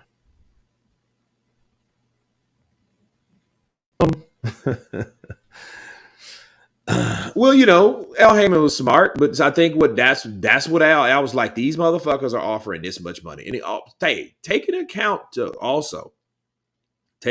people, that the Zone, according to sources, the Zone's supposed to have $1 billion budget, $1 billion budget. So yeah, Al, you think Al didn't know that shit? Al knew that. I was like, fuck it. If they got $1 billion budget, we're going to try to make this $100 million fight or $200 million. You know.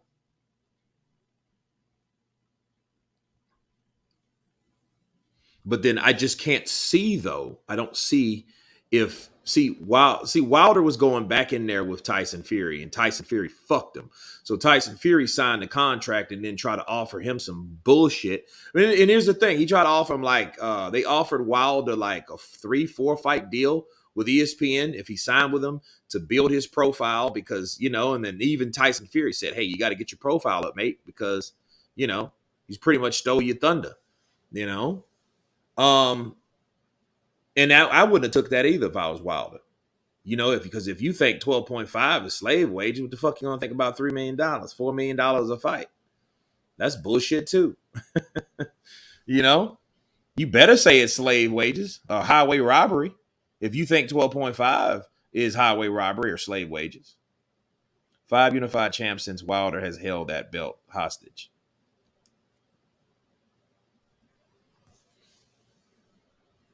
Parker has improved with Andy Lee.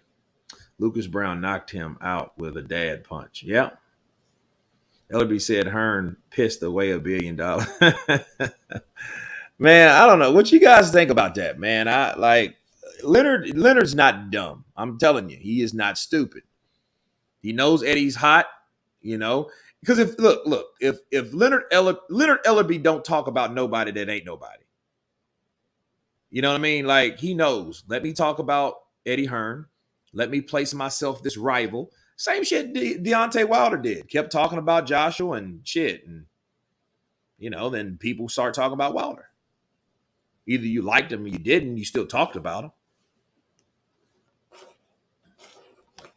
Anybody that promoted the controversy between Anthony Joshua and Deontay Wilder made Deontay Wilder and Anthony Joshua stars. Made Deontay Wilder that much more desirable, that much more talked about. So a lot of times people got oh, you hating on Wilder. Motherfucker, I supported Wilder. How? I bought all of his fucking fights, and I made video after video after video on upcoming things of possible fights coming with Wilder and Joshua. So how the fuck am I hating? No, I'm participating. That's the difference. Leonard Ellerby Leonard Ellerby has that nose for cocaine. Them big ass nostrils, he putting grams in them nostrils. You don't let him near your fucking lines. Look at Johnny Depp. He's doing a fucking rock star video. Look at that. Fucking Johnny Depp. Savage. The return of Johnny Depp. Motherfucker won $10 million, and now Amber Heard can't even pay. That shit's a trip. Oh, he loves that. That's some good shit right there. My girl bought me some Savage Dior. That shit's thebomb.com. If AJ loses, they will say how he lost to someone who wasn't mentally present or something like that. Yeah, that's true. But hey, that's what you're dealing with.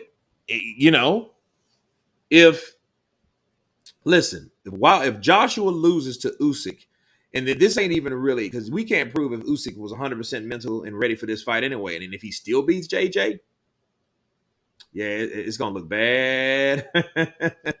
Leonard doesn't have a nose. He has a Hoover. It's going to be bad, man. The Wilder impersonation is so sinister. I'm the one that did you like that. You ever been lied to?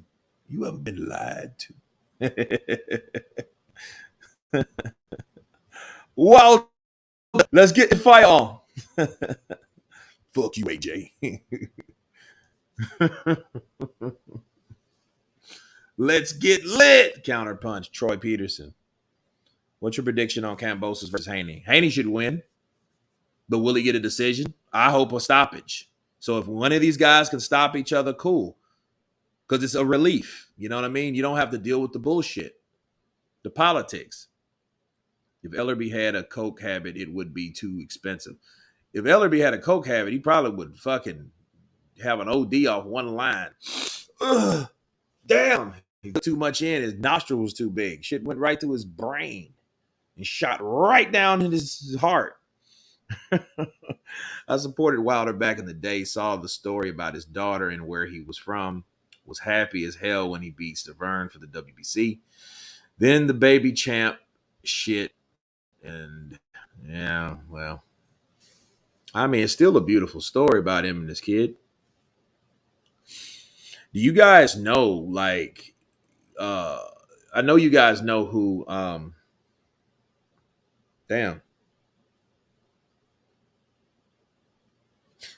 what's his, damn, how I forget his name?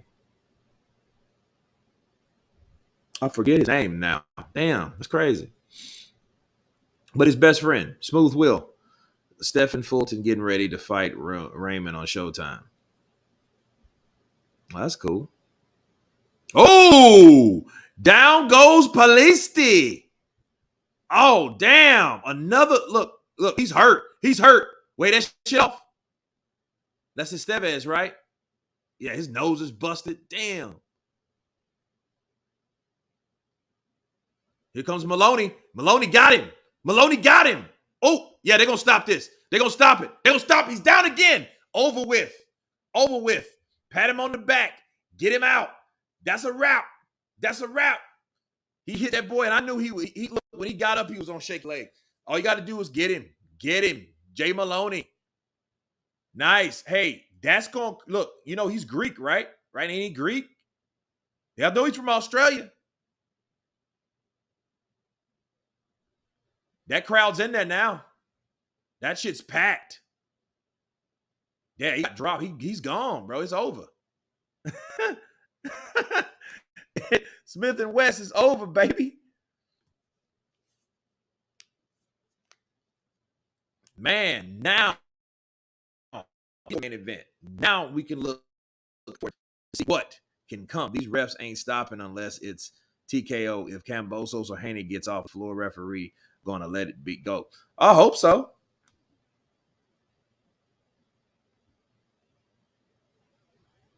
I know, right? Psycho Crusher. That's it, man. You know what I mean? Exactly. Because you know how this shit's going to go. It's going to go like, okay, well, there's another fight that should have went 10 rounds, and it did not.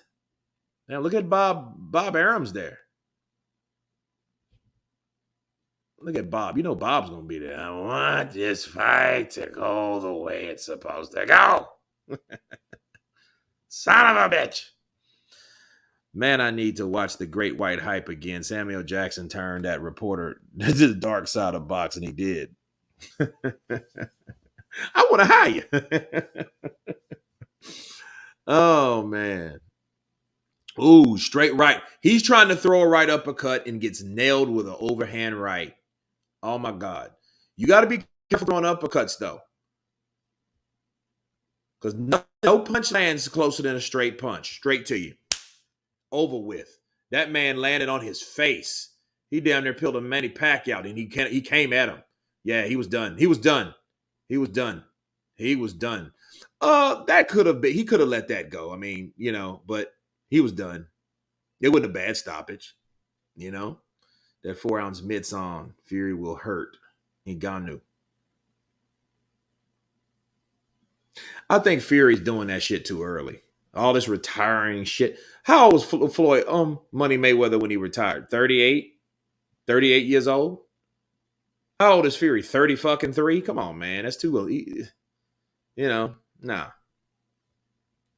But based on Tyson Fury, though, Tyson Fury is like, he's saying, I don't want to be all punch drunk and shit like that. What he's saying is, if he keeps fighting motherfuckers, he's going to get hurt, and he's going to be in wars, he's going to be damaged, he's going to get hit, he's going to get challenged, and he doesn't want to risk that, which I can understand it, but understand this. He's anticipating some difficult fights. That's why he's like, let me get the fuck out of here.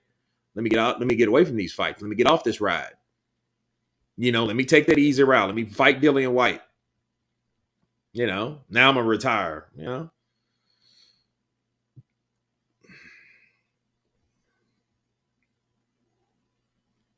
Fury's lying. He's waiting for the winner. Well, we don't know.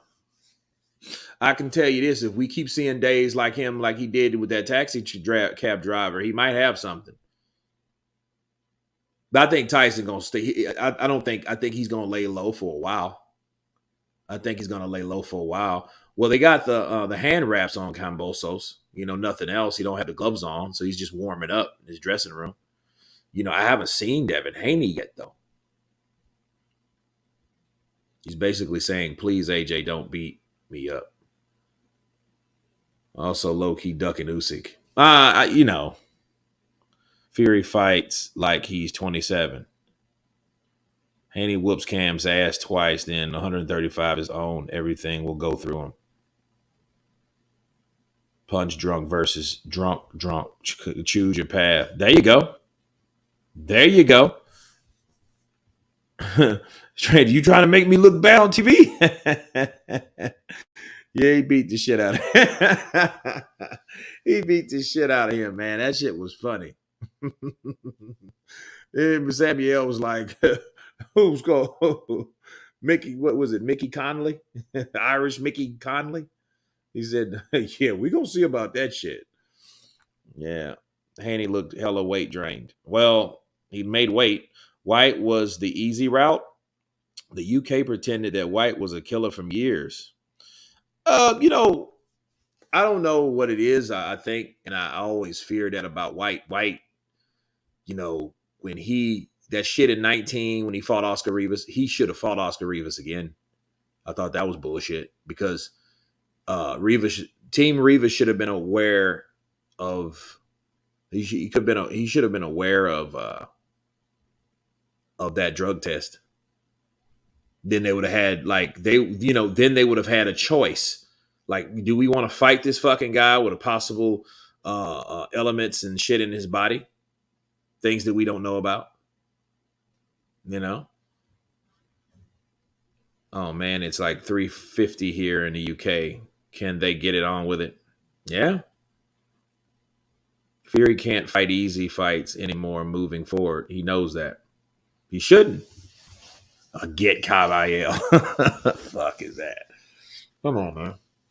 But he whooped Dillian White though.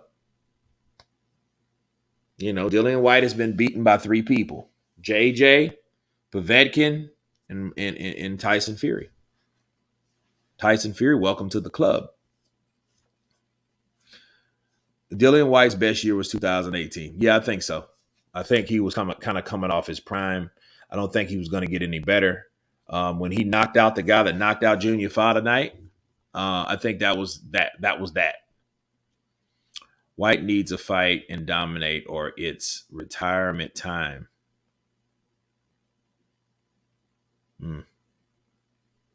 He's too sloppy, too wild. Yeah, I think he's too big too.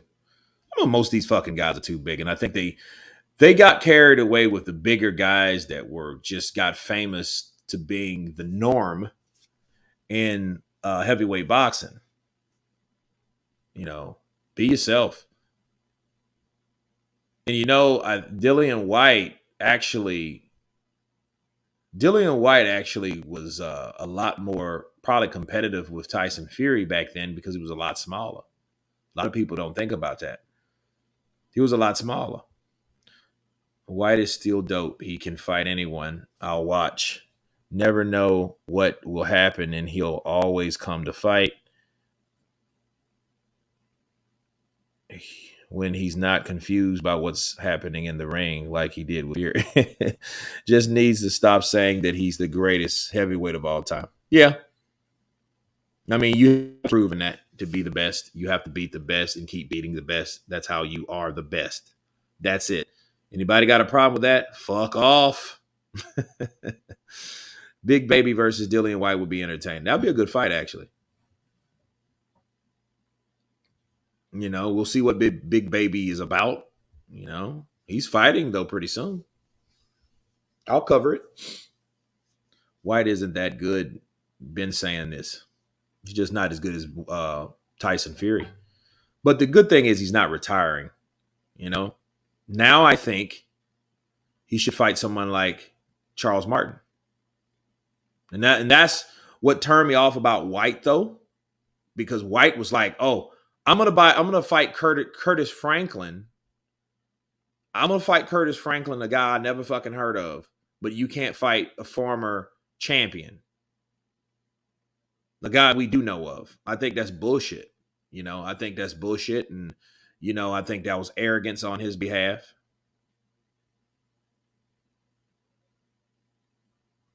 White is the next Sora. Big Tits Miller shouldn't get an opportunity like that. Needs to start from zero. I mean, you got to start from somewhere, and I doubt it's zero. Not too far past zero, though. I agree. White is on his way to being a gatekeeper. The main event's on soon. I mean, they're stretching him. Understand something. This is going to be a while. It's going to be a lull. They haven't got their boxing on. think we're going to see a lot of this shit. They're stretching Haney right now. He looks relaxed. He's still in his jumpsuit and shit. You know what I mean? You know, they really just got to put on the gloves and tape them up and all that good shit. You know? White's legs were dead in both Povetkin fights. The guy fights like a drunken sailor. He does. Scantz rants. That ain't no fucking lie. That motherfucker swing. If he don't hit his opponent, he might swing out of the ring. Bars. It's really, yeah, he's an uppercut. He's an uppercut away from being a gatekeeper. He's in his mid-30s too. I don't know if he has time to get another shot. He don't. He's like 34 now. He's like 34 years old now. So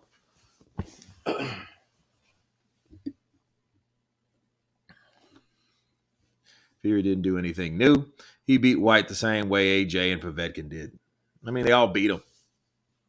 You know, and like Povetkin's old. Povetkin had COVID. That's why, like, the fight with Dillian White fighting Povetkin too, I didn't have too much faith in that shit. I mean, because it was like, dude, this guy has COVID and he's old. We know that Povetkin wasn't going to do shit with anybody. That Povetkin that Dillian White beat wouldn't have beaten anybody in the top 10. Or the top 15 probably. He would have beat any of those guys. Because he wasn't prepared. He wasn't ready. He was damaged, bro. Let's just be real. Povetkin was damaged. Parker can fight White, but not Joyce. Bollocks. About Andy Lee's wife being pregnant, White should fight Ruiz. That would be good. I would like to see White fight Ruiz, but Ruiz, he ducked that shit too. So he ducked White. They were gonna give him that damn money. He's dealt with Eddie Hearn before. Eddie Hearn has promoted 2 of his fights with the AJ. You know?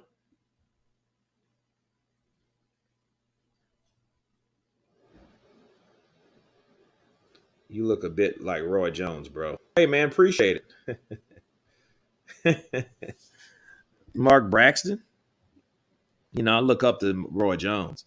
Roy Jones is like my big brother or something, you know? I'm going to tell y'all must have forgot. I'm Roy Jones, pound for pound, better than everybody, the baddest man on the hill. I'm real. I don't care about everybody else say. Everybody else did it their way. I did it my way. So I want to fight everybody. I went all the way to heavyweight without getting beat. They stole one fight from me. The Griffin fight. I came back, knocked him out, 1 round. That's all it took. He was down. So everybody know what they say about Roy Jones. I might have 10, 11 losses. Don't matter because I got so many wins and so many accomplishments. I was a fighter of the 90s, fighter of the decade. I'm better than all of them. All of them. I'm better than all of them. They didn't do what I did. They didn't do what I did. Floyd looked up to me. Let me tell you something. Pretty well Floyd, they looked up to me. I was the man pound for pound. That's what they looked up to. I was him. I was that guy. Floyd Mayweather, they were my little brother. He looked up to me. He knew. He seen what I did. He didn't want to do what I did because I made it look easy. He made it look easy doing what he did in his weight class. But me, I did what I did the way I did it. He was 40 and hospitalized for months with COVID. Dude couldn't even walk. Exactly. That's what I'm talking about. Look, shut up. Look. AVP. Povetkin, man. This dude was sick, bro. He had COVID. COVID killed millions, didn't it not? Hundreds of thousands of fucking people. Something like that, right? He stole him a gold medal too. They did that. They did that like they did Floyd. Then Floyd come to me crying. He said, man, what's going on? I say, man, just get this money. Fuck them folks. Fuck them Olympic people. They all crooks. It ain't really about that. You know, they're going to treat you in the world. They're going to treat you in pros. So you do what you need to do. You know how it goes. Bars. That's how we do it. Me and you, we're going to do it. We're going to slam these hoes. We're going to get all these women. We're going to make this money. We're going to be flashy, flamboyant. That's what we're going to do. We're going to show HBO too. We're going to go to Showtime and tell Showtime, you know where to go. Hey, Kurt, what's up? That's really funny. Renata, that's Roy Jones. I wonder if a short heavyweight like 5'9", 5'10" could still come along and be effective. Yeah, he would have to be extraordinary like Mike. I don't see anybody like that. I actually think Roy Jones Jr. I mean, not Roy Jones, but Oscar Rivas could be a good candidate for that type of that type of. I think he has the power, and I think if he had the right type of training, he could be massively awesome because he's dangerous. He can take it. You know.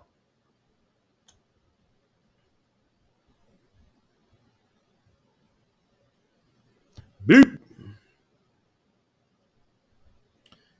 Counter punching that like button, bro. Keep it up. Absolutely. In one of Deontay Wilder's fights, he didn't say he had the flu. Didn't he say he had? Yeah. I think that was I think that was with Ortiz when he fought Ortiz the first time. He was like 209 pounds or something like that. He lost a lot of weight.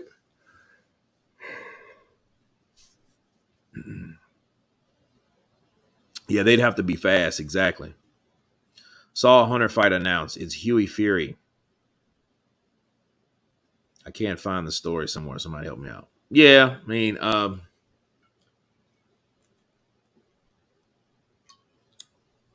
did a video on that this week about Michael Hunter. I think he's going to be in the UK too. I mean, he could have fought Hergovics in the fucking UK, or you know, Sanchez is another one we don't hear much of.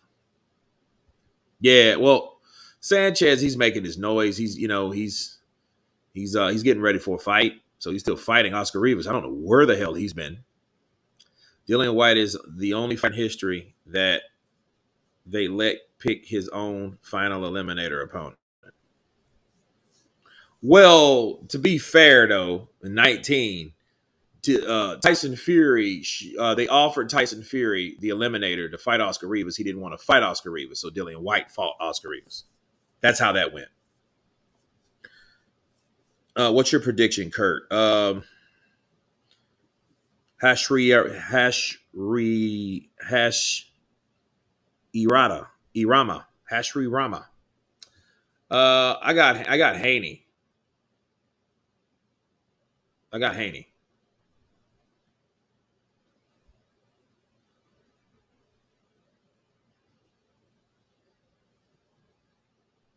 Okay, now they're putting on the gloves. Okay. So yeah, this is gonna be drug out, bro. This shit's gonna be drug out. Donito Donaire has an upcoming fight.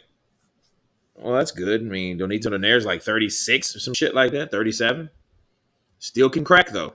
I remember when he fought in Nui. That was a really good fight.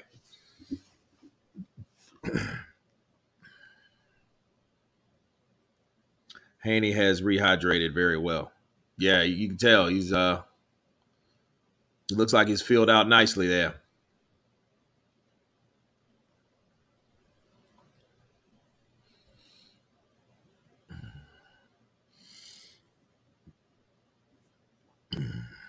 I know it sounds crazy, but I'd like to have just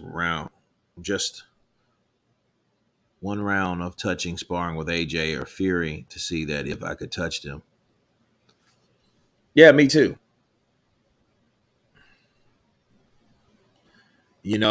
I would love to spar Anthony Joshua just to see what how he moves in there. You know what I mean? Like,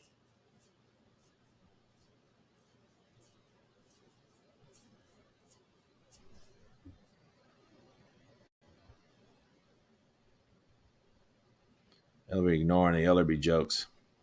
Nah, Ellerby. I mean, shit, dog at the airport. Okay, I wouldn't say all that. If Kambosos wins, I'm signing up to 78 OnlyFans.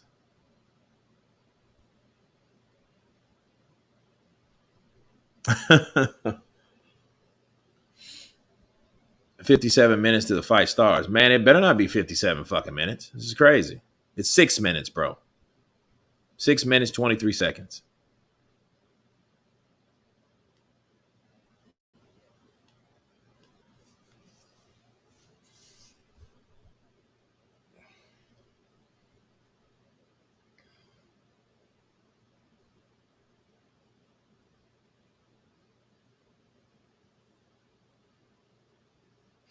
Kambosos is with his son.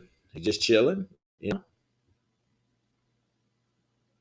Kambosos looks like he's it looks like he's calm. It looks like he's, he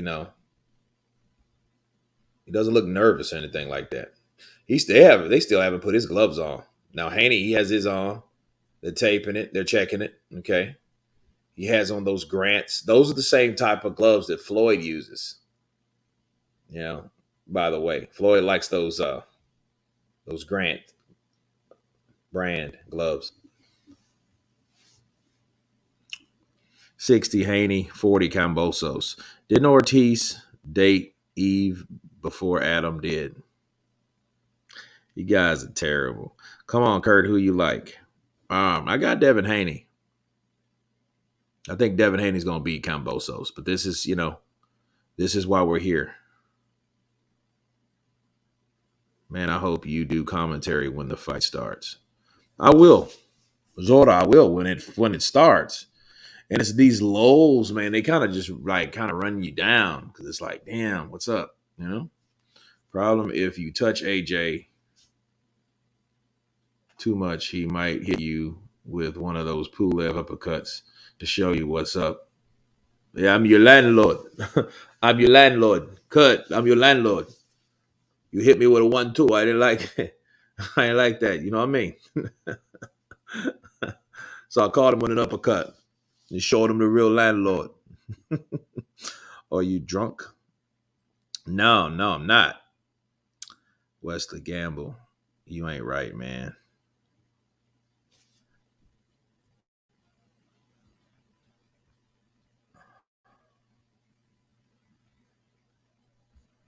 Yeah, that's just jacked up.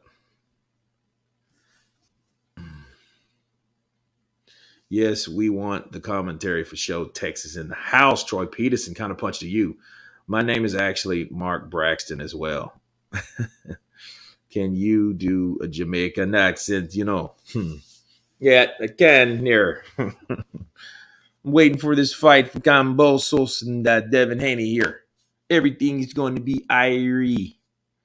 Leonard Ellaby's nostrils are so big they could suck up a black hole in space. AJ Khan and D White all have the same defective chin. I think Khan and D White, I think AJ's is a little better. Because see, the thing about AJ though, AJ got hit and he'll get hurt and shit. You know what I mean? But it's like when you hit Dillian White or Khan, they fucking out. But I do wonder, like, what kind of punching power, because we're going to talk about chins. Tyson Fury was able to take out Deontay Wilder. He was able to put Wilder down. So, but then he took him down, dropped him 5 times, right? He dropped him 5 times.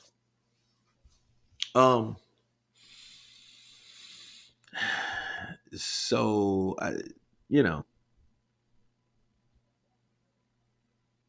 suck up the black hole.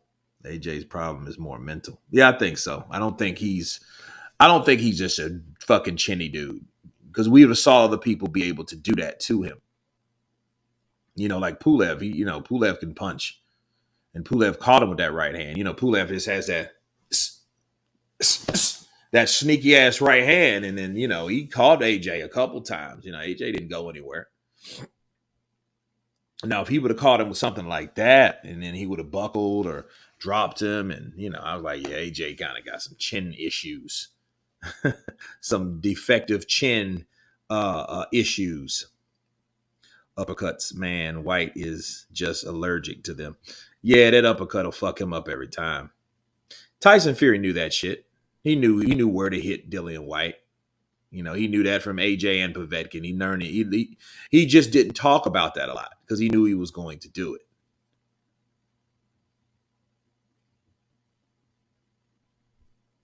Reverend Wilder has no wins. Agents A-level competition. Well, I mean, a lot of these times, these fighters don't.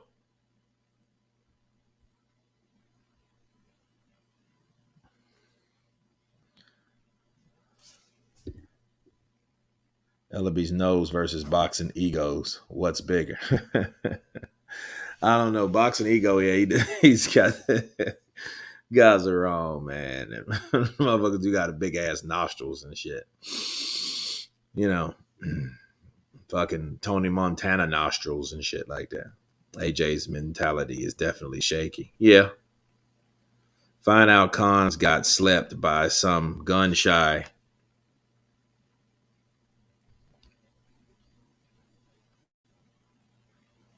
Some gun shy from African country. I can't remember that since the first time. It's been a day. Well, it was I think it was Prescott. I think he's Colombian. Prescott's from Colombia. You know. Mike Tyson took all the hardest punches from Lewis and he was still standing. AJ couldn't be like that. I don't think he could. But then again, you know, that would be a different fight between Lennox Lewis and Anthony Joshua. Hey, there's Jeff Horn in the house. Jeff the Hornet. Canelo, Prescott, and Garcia all ice con. Hard era to judge people. Just don't fight each other. I mean, you don't know what the hell this is. We got Michael Buffer in the house.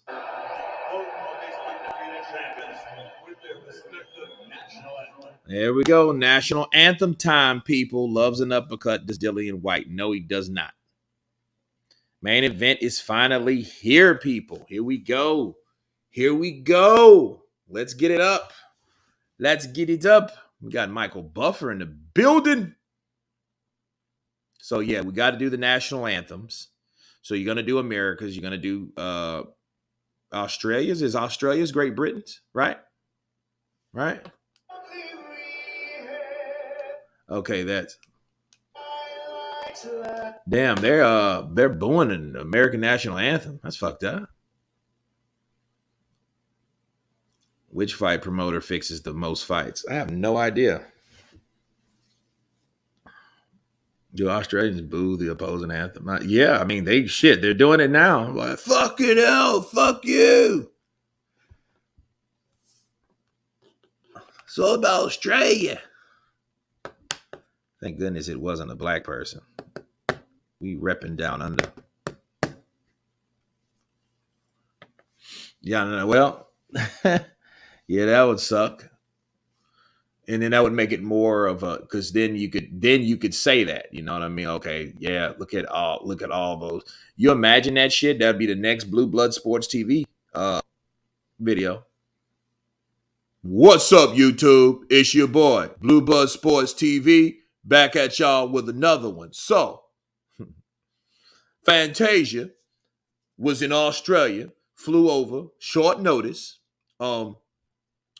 to sing the national anthem for Devin Haney, representing the WBC lightweight superstar boxer, Devin Haney, for the version of the America's national anthem, okay?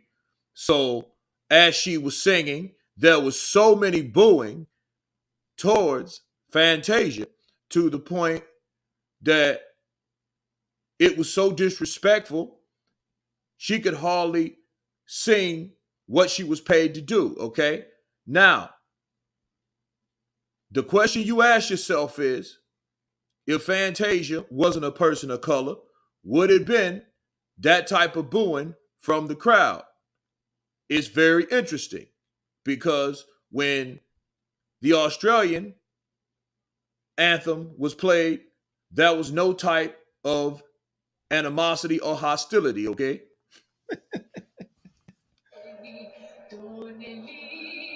Okay, yeah. Now they're doing the Greek one. Okay, now they're, there's a lot of Greeks there too, though. Yeah.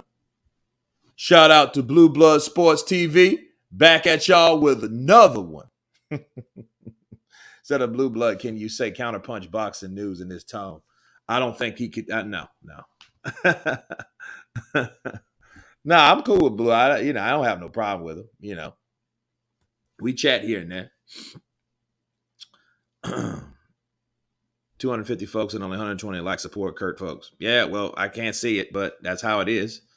That is something. It's your boy, Counterpunch Boxing News, back at y'all with another one. So, Blue Blood always going in for like 5 minutes before he gets to the actual reporting in every video. Well, he does that. He gives you a backstory on everything like that. Like, that's him. That's his thing. That's why he does things. It's a trip. So the hypocrisy, we all knew that Fantasia totally was disrespected with her singing the national anthem just because she was a person of color. It just makes it very interesting that they would boo her in that way. So it does make you wonder, if that wasn't a person of color, would that have that type of hostility? Okay, because Fantasia did it short notice, one of the most known vocalists, R&B singers, coming in with the current Color Purple musical. So she's world renowned, and the amount of disrespect, okay, that she received was just off the charts. Showbiz the adult. What's up, my people? This is Showbiz the adult. All right, look. What do we see here? Scance Rants. Troy Peterson. Oops. All right, man. Look. Man. VIP. What's going on with you? Troy Peterson.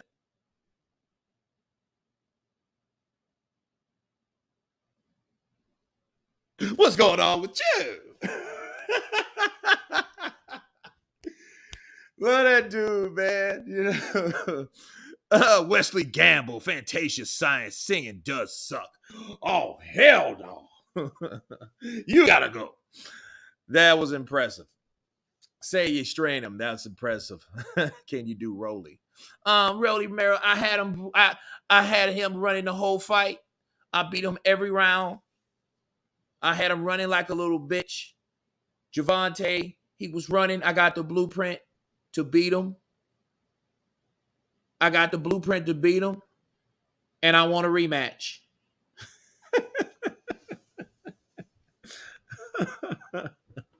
Oh, man. And here we go. We have fireworks. We have sparks. We have the entertainment at Marvel Stadium. Wilder. Still fighting for 400 years. We feel fighting to this day. To this day. To this day. I'm out of here, man. John Fury. I can tell y'all, Kambosos is going to beat Devin Haney. I can put 120 pounds on it.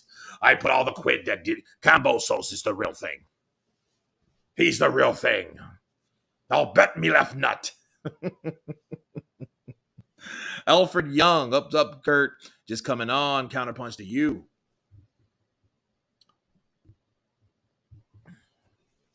And here we go. So the anthems are over. I'm going to run to the John real quick before we get it on, so I don't have to do this. We got Devin Haney coming out first. Devin Haney punching those gloves, hitting those gloves together. They're ready. They're ready, man. I want to see, though, I don't know what the ring music's going to be, so I don't want to mute it. I don't want to unmute it. And we have some type of, copyright shit, because they will do that. That has happened to me. I remember when Wilder fought Fury the second time. It was like I forget who that was, but yeah, I had to share the revenue with this whoever that person was. I am obsessed with Leonard Ellaby's nostrils. I see that you are, brother. This is true. Kurt God, I'll never lose to a white boy, Junior. Oh, you mean no? That was Bernard Hopkins. Oh, no. That was Devin Haney lately. I see what you're saying. Never mind. I'm back in the past, people. D-Smoke Kurt. I'll take it over from here, Kurt. If Devin Haney gets knocked out by Kambosos, Rolly gonna come after him hard. I'll beat Kambosos. I think he's all right fighter, but I knew Devin Haney was a bum anyway, and he was a bitch. So, I know he was gonna get stopped. I know he was gonna get stopped. Because he always looking like he's like something like he doesn't even really know. Like he's like confused as he speaks. They're saying a prayer in Kambosos before they come out. Devin Haney. Hopkins. Never let a white boy beat me. We fight with sticks, stones, and bottles in the streets of Philly. Yep, and both him and Roy Jones dropped Joe Calzaghe in the first round. If you guys didn't know that, you know what I mean. And like Joe, he just fought him at the wrong time, like because like they were older, they weren't the same fighters then. You know, it's unfortunate because he will really never get the credit. You know what I mean? And he's an undefeated fighter. Him, Floyd, Andre Ward, I guess Tyson Fury. I don't know. Why ain't Haney coming out? I think they're waiting for their ring walk. Good morning from Blackpool, UK. Mark Kinsella, counterpunch to you. Kurt, do you think Leonard Ellerby's suck up a golf ball with those nostrils? I don't know, man. I don't think so. Joe was older too, Kurt.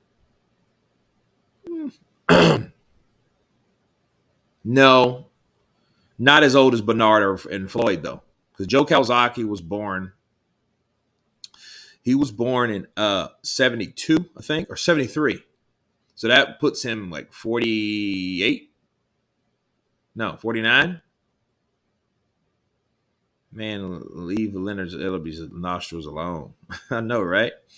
Mike Tyson.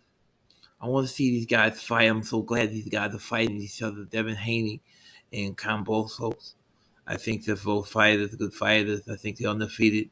I think this is going to separate who's the real men and who's the real boys in this fight. Because, a lot of these motherfuckers are not even fighting each other. So these guys need to fight. And I'm glad they're finally fighting. I'm glad Devin Haney's, he's a young kid. So I want to see what he does. I think he has a lot of potential. Valle. Good morning from Newcastle, UK. Tune, Black and White Army. Okay. His dad Bill there. Yep. His dad repping. Look at him. We here with this belt. We here with this belt. Yeah.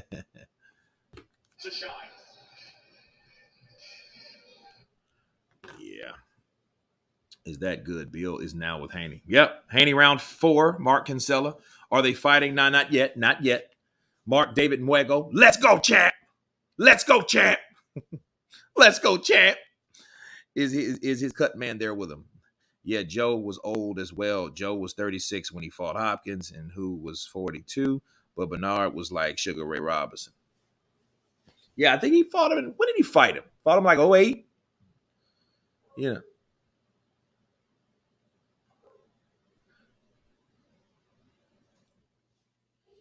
Devin looks ready. He looks hyped.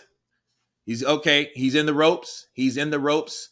He is now bouncing. He is the first man inside the ring with his colorful outfit by the gallery department. Okay. First in WBC, undefeated. Devin Haney in there. Ready. I'm getting crunk. I'm getting ready. Yeah.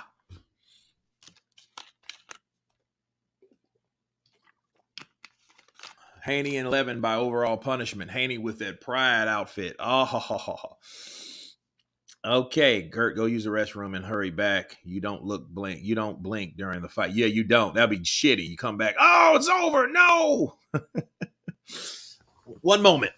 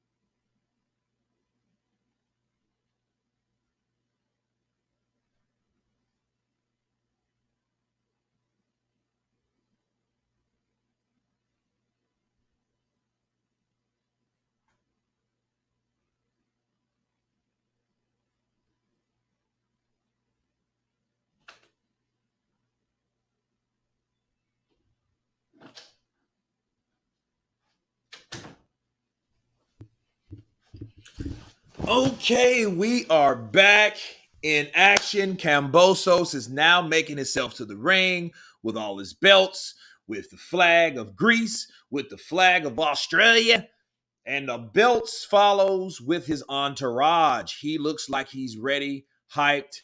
And I think this is something that he's always anticipated. He's always wanted. He's always spoke it. He's always believed it. And now he's receiving it. I think George Kambosos knew he always wanted to come back to his home country. He's fought in all over the world in all different areas. You know, he went over here and took all those straps away from Teofimo Lopez Jr. And now he's back. Okay. His first title defense. He's fighting another champion. This is for total undisputed. Okay. And he is ready to rumble, you know? What is that? Yeah, you better cut that off, you know, because you hear that, boom, he's coming out the Kurt intro music. Ah ha ha. Really? Oh, yeah. So it's satisfying to see a fighter walk in with their thousands of belts. Yeah, you know, it's all the accomplishments, all the accolades, all this and all that, you know. Kambosos is now getting in there. He is now getting in there. I like Kambosos.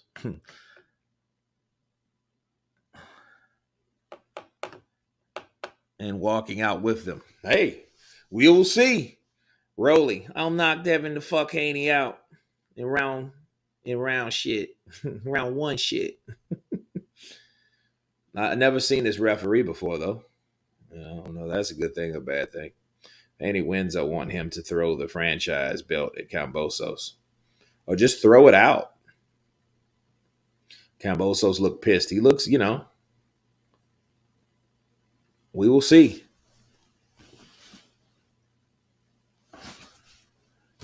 Look at Devin Haney over there. Yep. We here now. Up. Look at Bill. Bill over there talking shit. He said, you small. You small, boy. I'm over here now, boy. You small. Oh, he's talking. Dad is talking to Dad. So Dad's ready to rumble up in this piece. Devin Haney split decision only because it's in Australia. Throw the WBC belt in the garbage. They should do both. You know?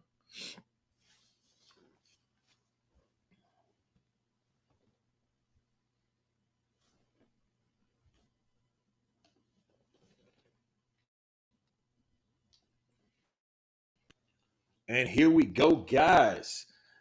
They are in the ring. Is Bill saying Kambosos got a little? Yeah, I think he is. I think he is.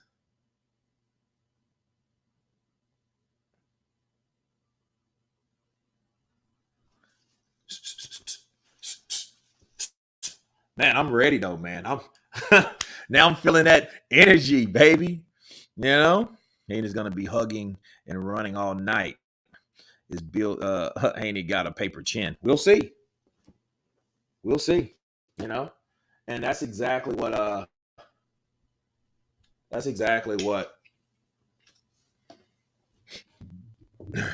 what Kambosos was talking about.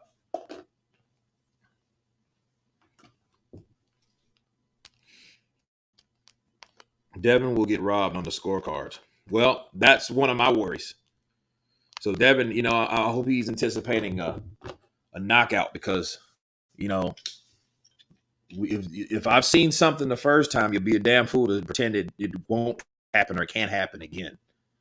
You know what I mean?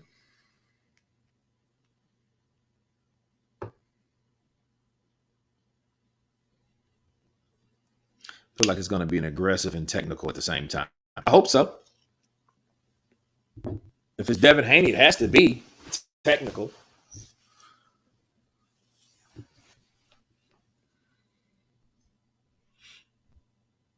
Haney is the best jab boxing.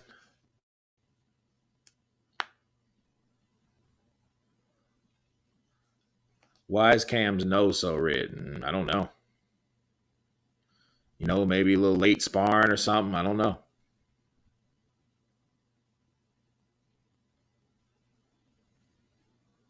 Why is ESPN showing this fight for free? I'm not complaining. I'm just explaining. I don't know. I mean, we got to get something, right? Shit. I got ESPN Plus. I pay for it every month. It comes out, of my account. So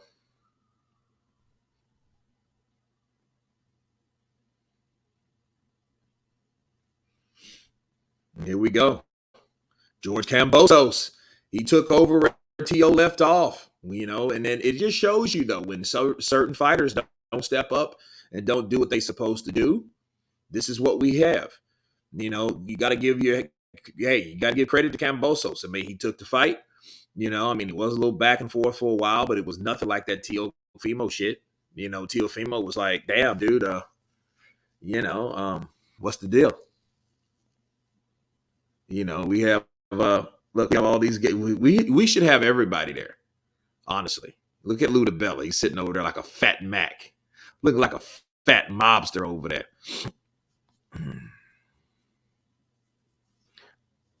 Hearn is clenching a picture of Jesus right now somewhere.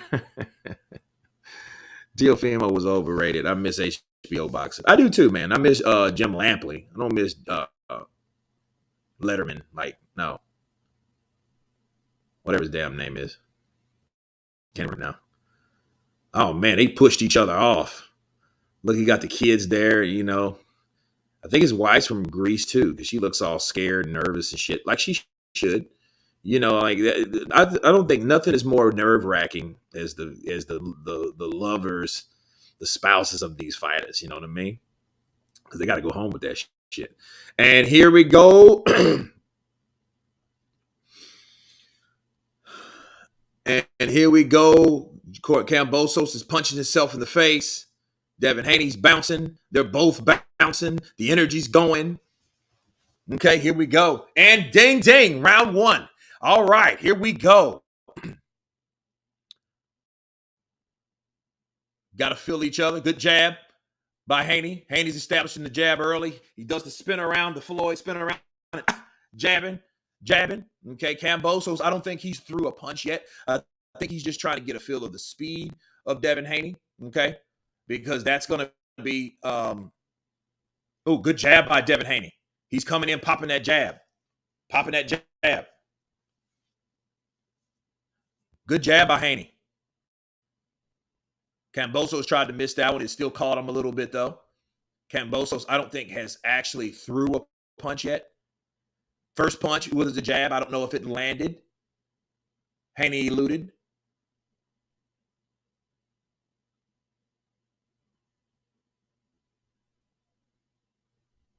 Good jab. I think Kambosos landed his own jab. Kambosos goes down to the body with a body jab.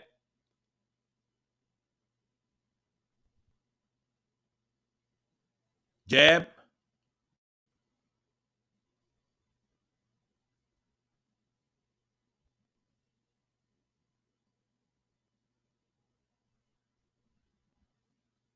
Oh, good jab from Haney. Pops the face of Kambosos. Kambosos wants to mix it up. Now they break. The elbow's in Kambosos' neck. Referee should have warned that at least, because that's like a typical standard classic Floyd Mayweather. The old elbow to the face.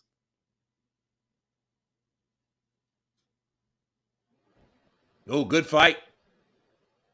Oh, behind the head punch. He needs to watch that. There you go. Good caution from the referee. Kambosos, they locked up. Kambosos went right behind the head. Because Kambosos wants to mix it up. I know what he is. Devin's definitely the faster with the jab. He's beating Kambosos with the jab. Kambosos has tried to retaliate. He gets hit there. 1, 2, 3. A right hand lands for Kambosos. Another double jab and a right hand lands for Kambosos as they lock up again.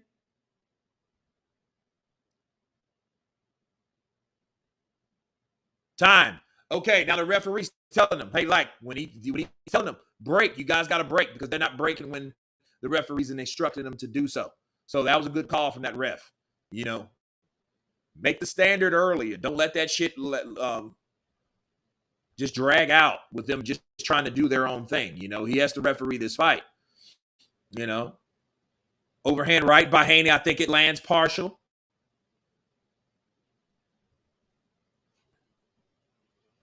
Oh, good jab. Good jab by Haney. Did this fucking shit just go to a commercial in the middle of the fight? Oh my God, that was dumb. It had 5 seconds left. Fucking ESPN, you have got to get, dude, you have got to be shitting me. You have got to be shitting me. Tell me that you're going to come back with the next 5 seconds. This stupid ass progressive ad from fucking Jurassic Park. Now we got a Dunkin' Donuts commercial. What the fuck is this? Yo, ESPN, bro. Like, I ain't got it against ESPN, but like, that the fucking round wasn't over yet. Fuck these Cole and Starbucks and Jurassic Park. That's nothing compared to what, like, this is why this shit's free. This is why this shit's free, people. That was so fucking unprofessional. Look at this. I didn't see any of this shit. They cut 5 fucking seconds off the round 1. And that wasn't like, it wasn't a landslide for Haney. I would have gave it to Haney. But it wasn't a landslide. Like, what the fuck is that about? Kambosos landed 8. Haney landed 5. I'm like, who the fuck is counting these fucking CompuBots? Yeah, this shit. That, like,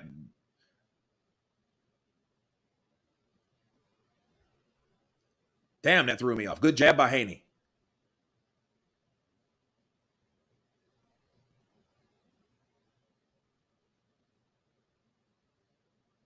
Kambosos has that left glove though. They break. Haney comes in with a right, he misses. Now more of the physical. So this is going to be one of those physical back and forth hugging fights. Thus far, that's what we have.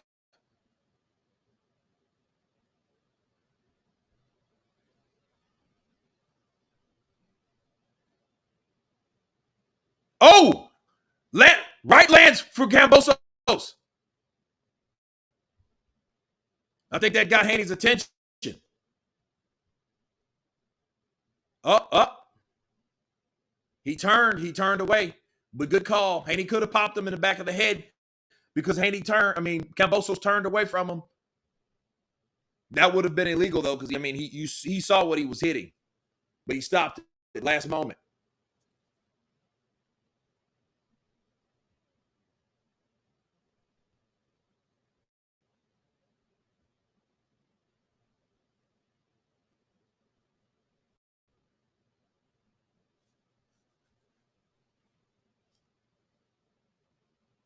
Jab by Haney, jab to the body by Haney. I see like a kind of unpolished pretty boy Floyd Mayweather and Haney, but he's just not as crisp and sharp. You know, his timing is not there like Floyd's was. You know, like the mannerisms, the way he's holding his gloves, the way he shoots that jab to the body upstairs. You know, he's doing a good job of boxing Kambosos, but Kambosos is waiting for the counter. And see, Kambosos, if Haney wants to play this boxing technical fight, all Kambosos has to do is attack. And unfortunately, he could win a decision in Australia. Why? Because he has him in a headlock right now. He has him in a headlock. My mic is tracking. Are we good? How we doing? Mic check. How's my sound? Of all the times it wants to crack now, like shit wouldn't crack all the time. Like now it cracks. Can anybody hear me?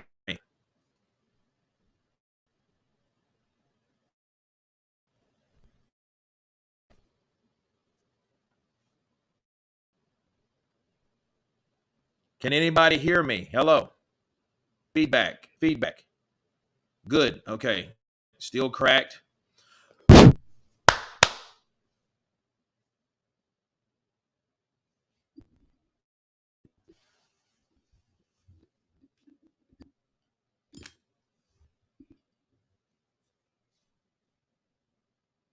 We can hear you, but it's cracking. Like, how bad is it cracking?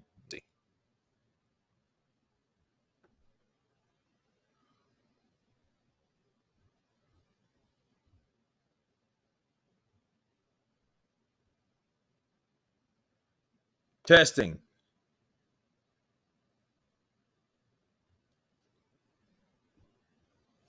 He's getting reckless trying to close the distance. Round 3, here we go. Haney comes in with a jab and barely misses a right hand.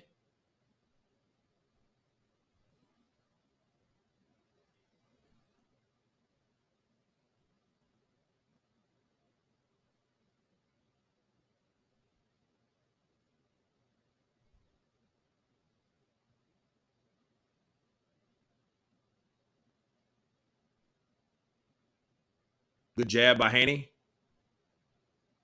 Kambosos, he's surprising me. He's not really throwing a jab like he should. And I think he's good hook by Kambosos though.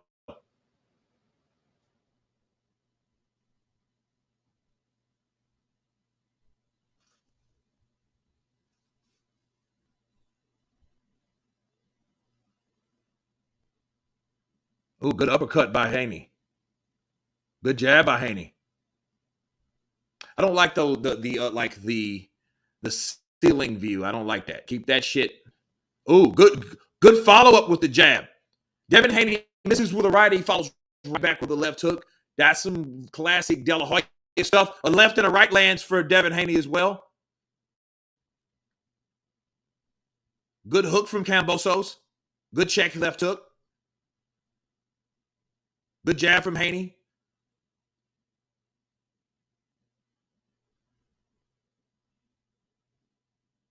Jab to the body from Haney. Over the top. Haney's coming in from overhand rights. I think he partially landed one of them. Kambosos holds to lull the action there because Haney was coming. Haney's really committing with an overhand right. Good jab from Haney. Counter on the left and the right from Kambosos misses.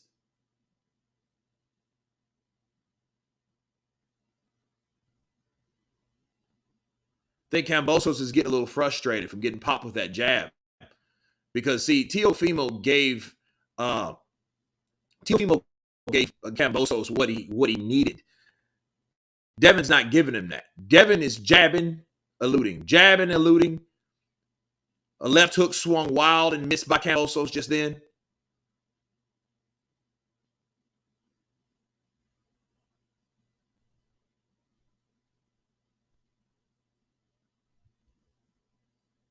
See, Kambosos, if he needs to be any type of aggressive, he needs to go to the body at least.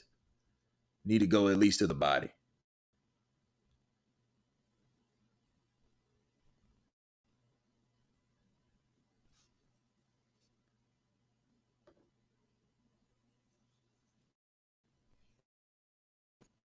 Yeah, third round, definitely Haney. Ross, third round, definitely Haney. Your mic sounds like Rice Krispie Cheerios. I think you may need to turn the volume down a little. How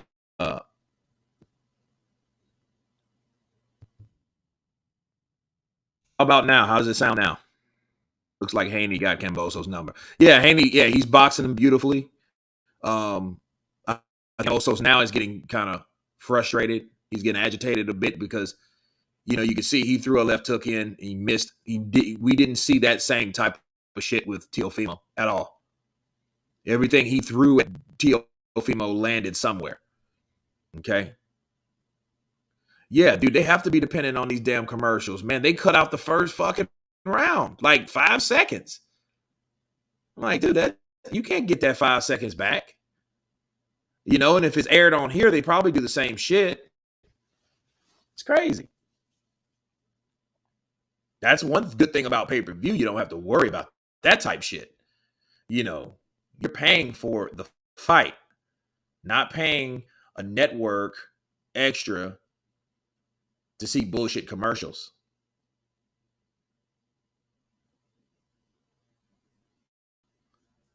I think Kambosos would walk forward more. Yeah, but he's hesitant. You know, and he's not throwing his jab like he should. And I just don't understand how they had him in round 1 landing 8 and Haney 5. That kind of made me like, oh shit, something's wrong. Because I didn't see Kambosos land 8 punches. You know what I mean? What's really going on here? George can't touch it, visibly getting frustrated. Yeah, he is. He needs to work on that body at least.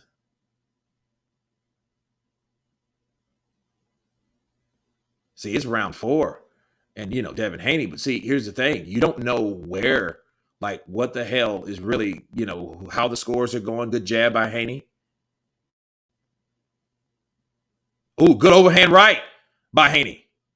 He really turned it into a hook. Good jab by Haney.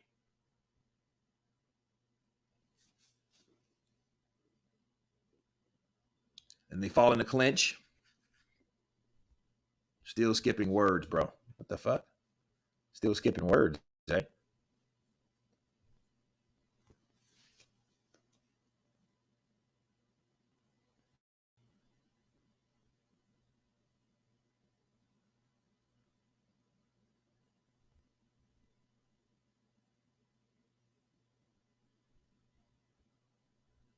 Good overhand right. Good left hook from Haney. Man, he's Kambosos goes to that body. He should have been doing that anyway. He needs to start going to that body more. If he can't hit anything, hit to that body. Kambosos goes for a right hand. Now he's starting to jab. You can jab with the jabber. You just don't hook with a hooker. Okay.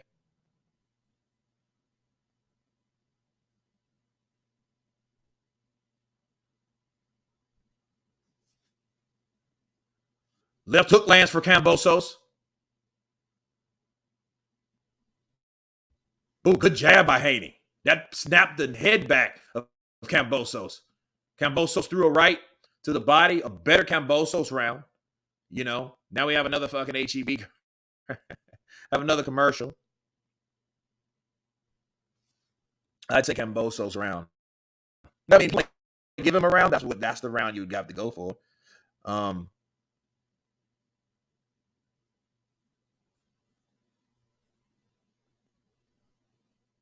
Yeah, these rounds are flying. It's already round 5, man.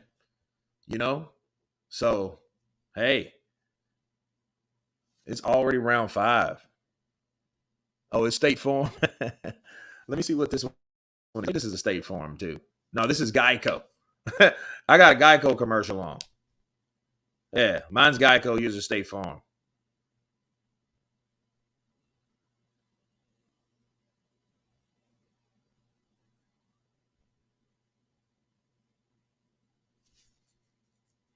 I mean, they try to show some highlights of Kambosos trying to do a little something, but really wasn't a good highlight reel because he really didn't do too much.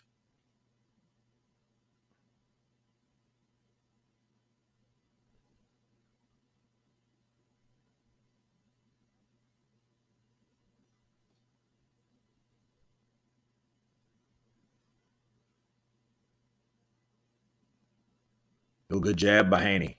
Oh, good left hook by Haney. Kambosos took it well. He took it well.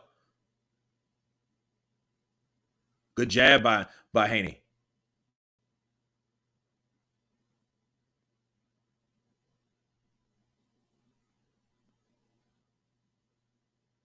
In Texas, Kurt, I am seeing the same commercials. I don't know. I mean, if you got ESPN Plus, that's how I'm watching it. Good jab by Haney, though.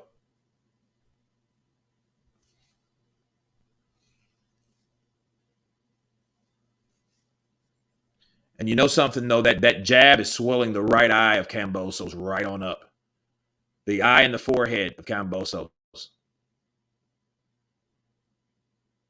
See, Kambosos is holding because he knows, he doesn't want to overcommit. So what happens, he locks up on the inside. If he wants to take risk, he can't do that in the inside. He has to let it go. And then see, Haney comes and hooks under him. And then he cuffs the arm of Haney when Haney comes up and cuffs. He comes up and grabs him. He cuffs that arm to stop him from fighting. Now Kambosos finally opens up without grabbing. But a lot of times they're doing that shit to each other. Good jab by Haney. Oh, good jab by Haney. Good jab by Haney. That jab is coming. He has to nullify that jab. See, now Kambosos wants to come in the inside. Haney way too good. Teofimo really must have been injured. I mean, Teo fought a good fight. He just didn't win that night. That's it. He got beat by Kambosos. Kambosos, as of right now, is getting beat by Haney. He lands a left hook on Haney, though. Okay.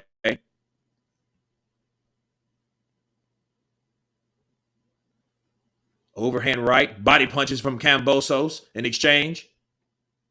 Oh, good right hand lands for Kambosos as he comes in the inside.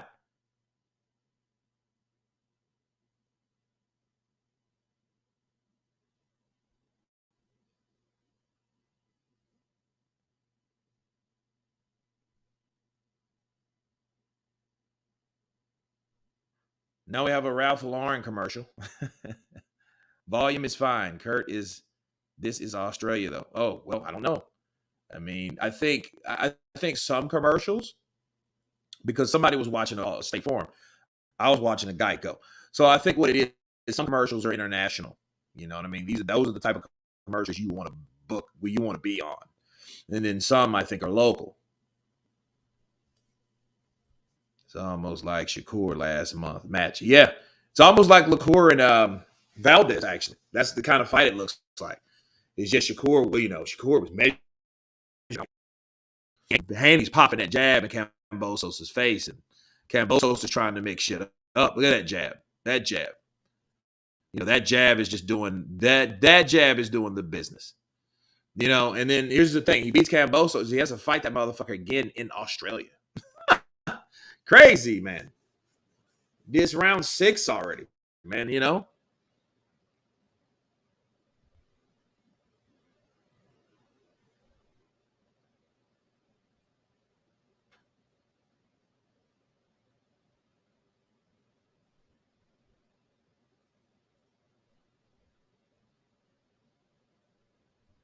Kambosos, he does need more aggression. He gets popped with a left and a right there. Another jab.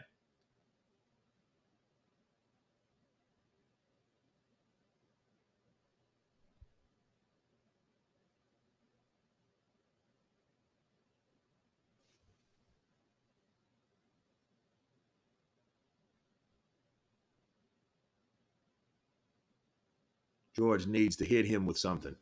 Yeah, he does. He does. I mean, he's losing this fight, no doubt. You can look at that right eye. That right eye swelling up, because that's where that jab is targeting, And I think that left side of his forehead is from one of those right hands came over the top.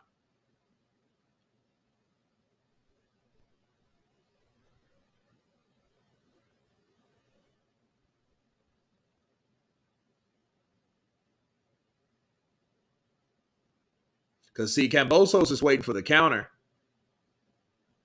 But if the counter's not there, and it's not normally going to be there from a pure boxer like Haney, because Haney's going to bap, bap. He might ever so often come in with a jab, come in with a right hand, okay? That right uppercut got his attention. Kambosos caught Devin with a right uppercut, and you could see. Good left hook by Kambosos. See, Kambosos needs it dirty and murky. He can't square up and win a fight with Devin Haney, because Devin's just going to box him like he knows to do. He's a better boxer, obviously. He's quicker. The jabs, touching that eye. Good right hand by Devin Haney. Last time a world title fight in Australia? No, because he has to fight him again. If he beats him, he has to fight him in Australia again, which is fucking retarded. And I think that was the mix-up. It was like, hey, just give me the fight. Just give me the fight.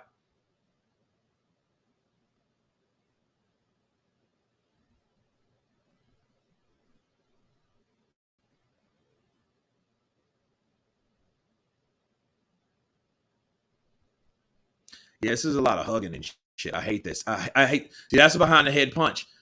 You wouldn't punch behind the head if you guys weren't hugging like a bunch of fucking whatever. You know what I mean?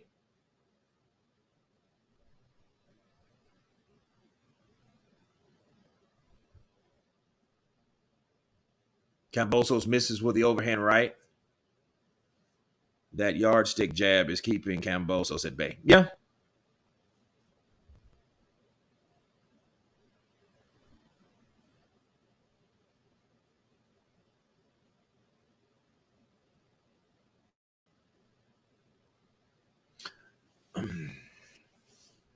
Now it's round 7, dude. Yeah, these rounds are flying on by, man. It's crazy.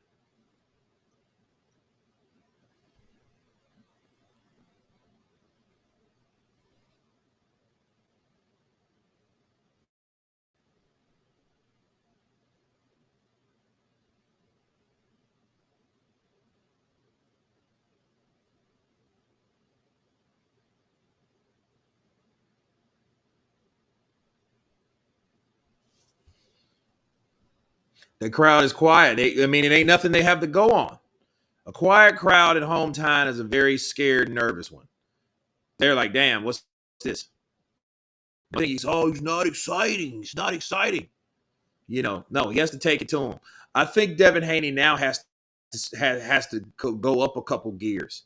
He has to go up a couple of notches because Kambosos, I think he's discouraged. That right eye is getting worse. Now he's starting to jab. He's putting Devin in a headlock. He's getting frustrated. His face is getting busted up. Look at Devin Haney's face. Nothing. No swelling, no nothing. So this is what it is.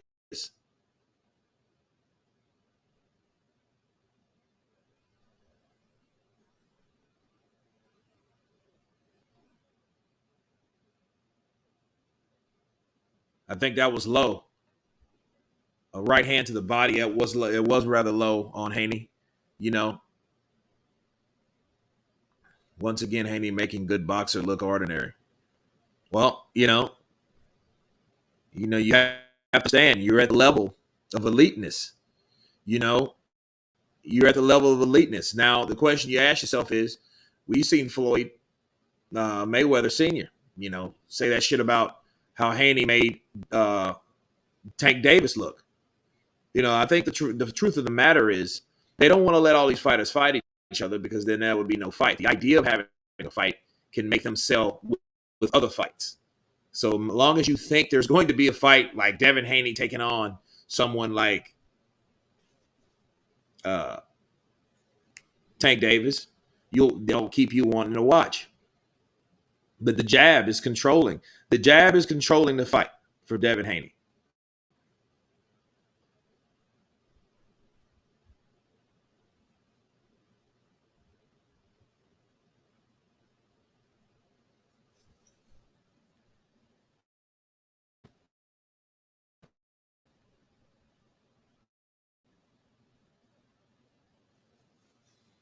I mean, I haven't seen a good jab from Devin Haney, but I mean, this is what it is. George Kambosos needs to jab with the jabber. That's what he needs to do, and he's not doing it. He's waiting. And then when you wait on a pure boxer, you'll be waiting all night. That's what's happening, and that's what he's doing. He's getting popped with the jab, and he's waiting to counter with something other than that. He just eats a right hand from Devin Haney. The one thing there's the elbow, okay. Yeah, he got warned for that elbow. But you can tell that's another sign of frustration.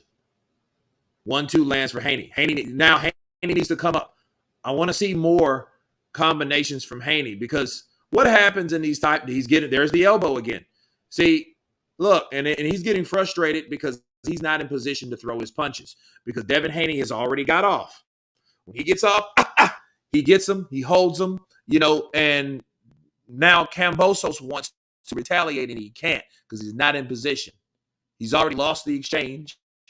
He wasn't first. Since he wasn't first, it's like, he's like, get the fuck off me so I can hit you with my shots now. The shots are not there. It's crazy. I think Haney ends this in 10. Well, Richard, we'll see this. We'll see. We'll see if he does.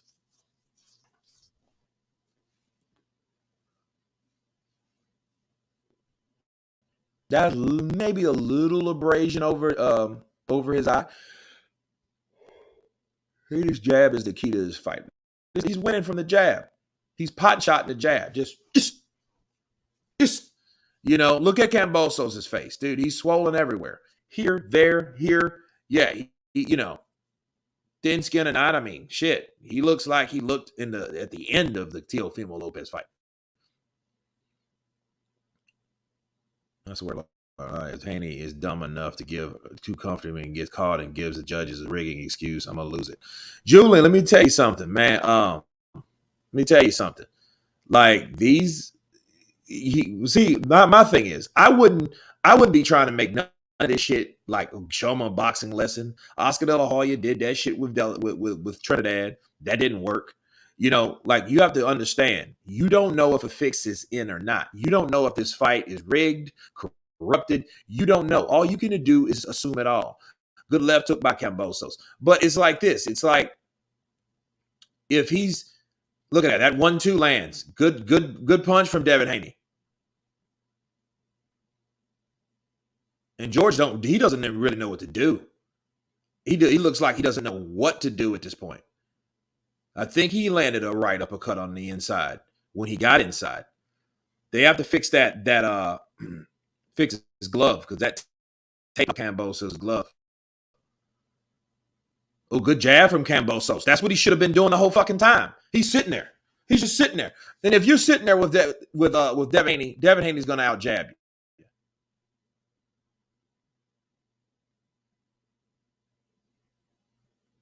Just throwing George around when he wants.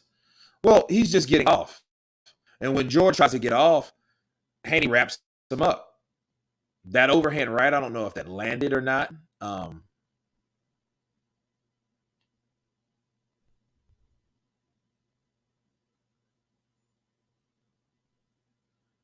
So they exchange two-piece combinations, 1-2 for Haney, then 1-2 for Kambosos. Devin lands a good jab like he always does. Another good jab, snaps the head back. Another good jab, snaps the head back. That's what we've been seeing, the jab. Okay, and Kambosos gets frustrated. He stops jabbing. He stops thinking, so he stops jabbing. He should start jabbing more. He's just trying to come forward like a fucking leopard, trying to pounce on Devin, and Devin's not there. But his jab is in his face. So that's what we're looking at right now. This is what it is. Oh, good right from Devin Haney. Good right, and he look, and he exits stage right. He went to his right and moved right out of position. 17 seconds left.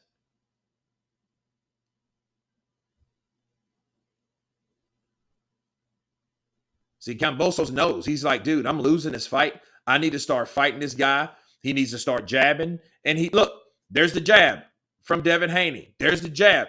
And Kambosos, he gets rid of his jab. And I don't know why. Kambosos has to remember the Spartans lost the war. Haney avoiding it all. Crowd ain't bringing George back in this. Well, they're getting beat. They're getting beat, people. You gotta remember, this shit's in the morning. What time are you there, Kurt? You look tired. It's 2:05 here in Australia.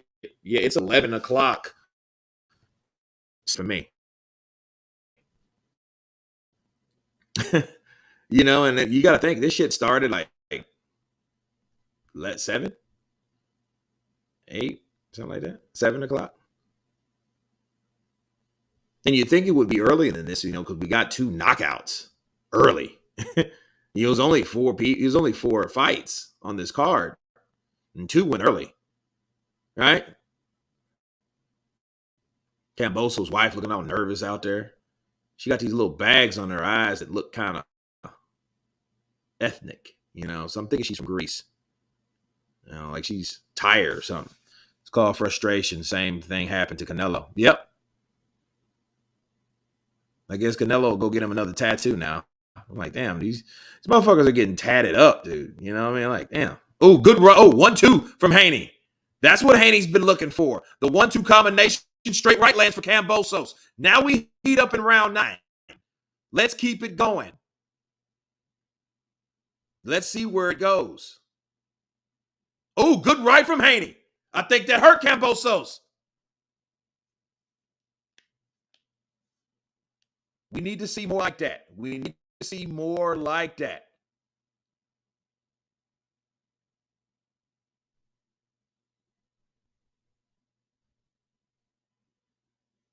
Haney falls to the ground. His wave to slip, of course, because he's kind of trampled, because Kambosos was swinging, but he kind of threw him, you know. Good jab to the body by Haney. I hate their angles. They want to give you this fucking ceiling shot. I don't want to see that ceiling. You know, this ain't 1960. I don't want to see that. I want to see a close-up. I want to see both fighters. I don't like the top of the head shots. Oh, good jab from Haney.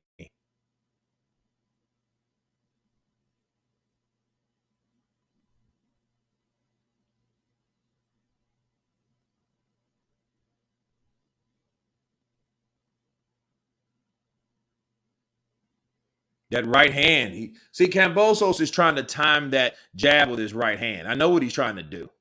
I know what he's trying to do exactly. But it's like, you know, it's I don't know. Hopefully, and Kambosos, I see him trying to hurt Devin Haney with a right hand. I see him trying to do it because he's trying to set that right hand up. So he's waiting for a while for this right because he's seen that Linares fight. He's seen Linares catch Devin Haney with a shot and made Devin Haney walk back to his corner with the damn stanky leg. That's what he's trying to do. He's trying to KO Devin Haney. He has to do it now because this is round 9. This is going into the championship round.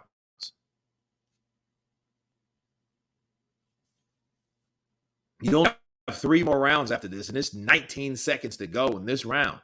You know, so yeah, this has been a very big letdown from George Kambosos. You know, you got the guy that's the unified and you know everything else besides the WBC regular, and then it's like almost it's crazy. It's got a lot of hugging, a lot of frustrating in there. They're trying to get it in. You know, Kambosos. Look, if he goes 12 rounds, he's gonna swear one fight because you see he's holding his hand up every time the bell rings.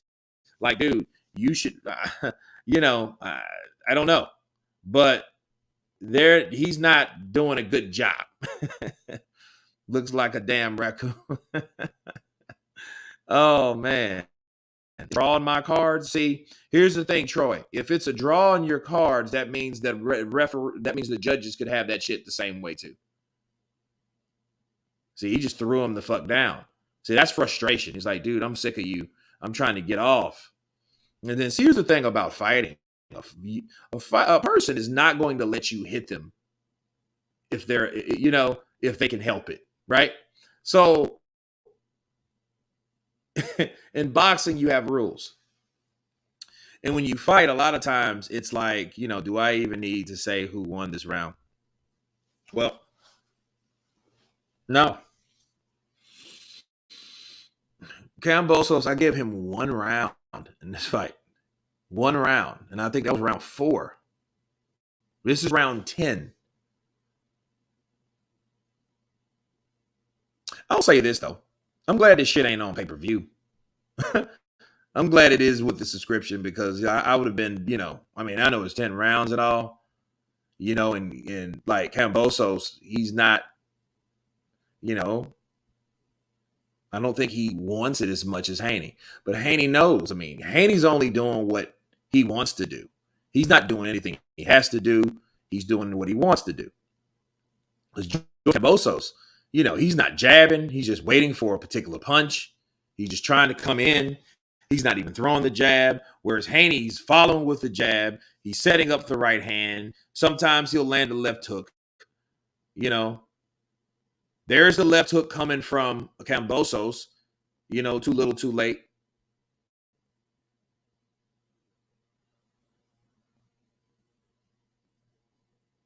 Good jab from Devin.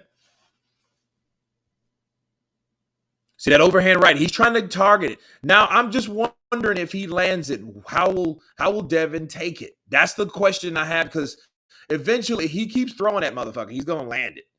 And I want to see how Devin takes that. If he puts Devin on Queer Street, he can change this fight around. And if he hurts him, you know, because like with a couple knockdowns, this fight will be an easy draw or a split decision. You know what I mean? Don't get it twisted because it's 10th round. You know, we've done 9 rounds, but we already know. Look at that. That's holding and hitting. Look, George Kambosos grabbed his arm and punched downward at him and still had him. Like, dude, that's holding and hitting. The referee already signal, but it's like, dude, you got a lot of that shit going on. You got a guy's faster than you. He's beating you to the punch. He's beating you with the jab with one fucking hand. You know, Kambosos is not even throwing the jab. When he thinks to throw it, he lands it, which is dumb. You know, he wants to throw hooks and shit like that. He's going to the body. Good jab. See, Devin's jabbing him this whole time. Okay? Because, see, George wants to come in, grab you, and then work your midsection. Try to get some short, right hooks in.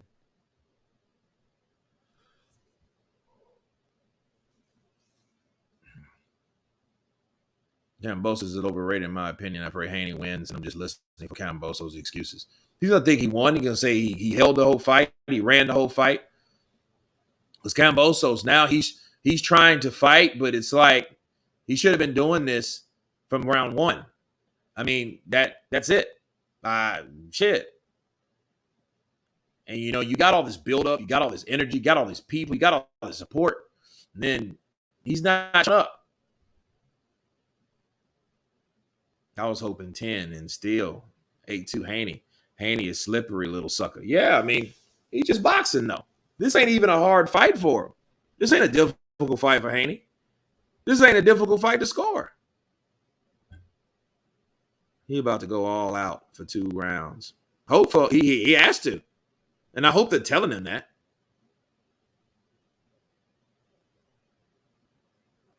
Look what he does. He grabs his fucking arm. Look, he grabs his arm and he tries to fucking punch him in the back of the head. Like, dude, if that ain't frustration and desperation, I don't know what the hell it is. DJ Kun. Pretty close. Dude, this is all straight. I'm trying to tell you. Those bitches are close. We already know what's up. I'm just going to keep it a buck. Bars. I mean, this is Antonio. Exactly. I'm just telling you. I wouldn't be surprised. You know what I mean? It will look. If Devin Haney wins, they're gonna have. It'll be a close score. It's the 11th round, people. I want to see at least a knockdown. Just something. No knockdowns. Just one guy jabbing.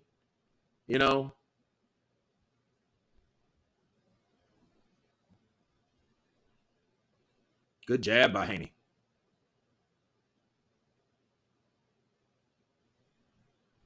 No, Haney had him that time. So they're like I said, they're both doing some of that same shit.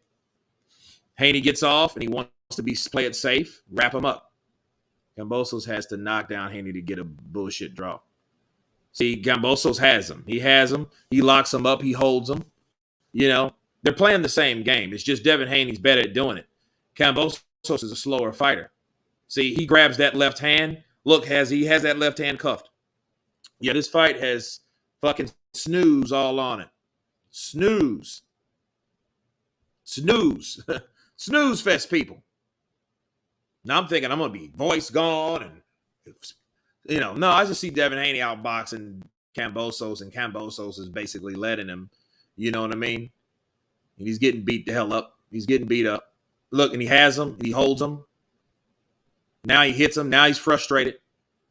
Look, now they're just frustrating because Kambosos did some Adrian Browne shit. Oh, you know what I mean? Because he can't punch him. Look at that jab. That jab is popping him in the face all night long. Jab. Just a jab. He's not even using his jab. It's crazy. Snooze, you lose, Kambosos. Hey, that's pretty much it. Tony Lyons, counterpunch to you.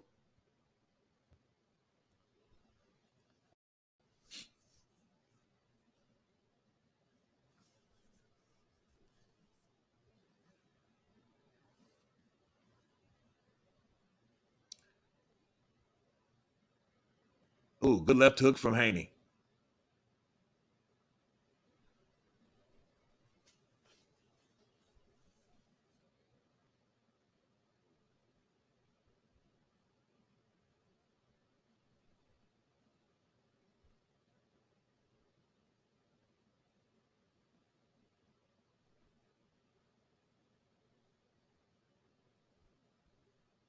Yeah, this fight here, man. crowd booing. I mean, that shit. I mean, there's nothing to really go off of. Look, they're quiet as shit over there. I mean, they're quiet as quiet can be, man. Quiet kept. They're quiet. Church house mouse.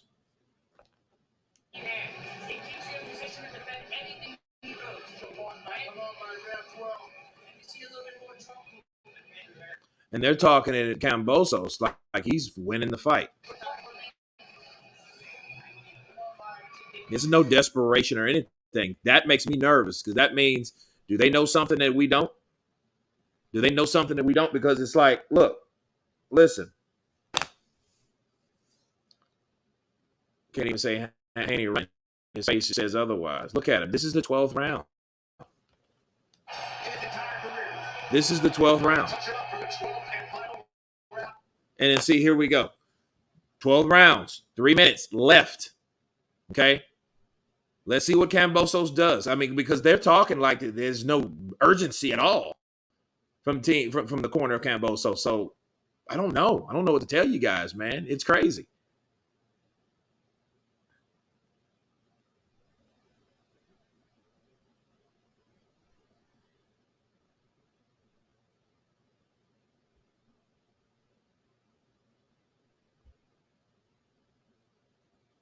Kambosos threw a jab and he landed. Oh, go fucking figure. You know what I mean? Like if he would have jabbed with Devin Haney, he would have opened up more opportunities. He threw a left hook and damn near threw himself into the ropes. You know, you could tell. He throws a 1-2.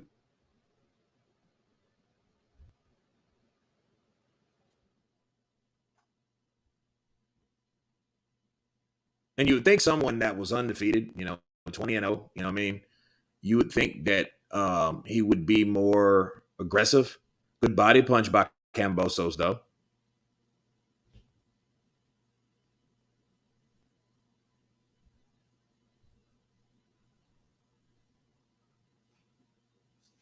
The judges must be stupid for it being a split decision. It should be a majority decision, Haney.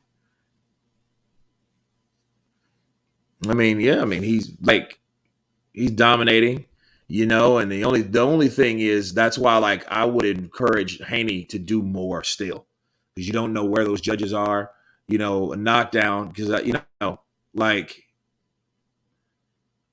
like I said, Haney should win. He's the better boxer, and he's showing he's a better boxer. We got a minute left in this, and we haven't seen anything remotely that hey, is this any type of, Kambosos threw 2 uppercuts. It looked good, but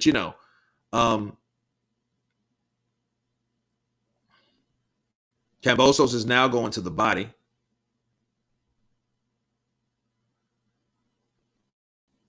Left hook lands for Kambosos. Body Kambosos now is becoming more aggressive. Okay.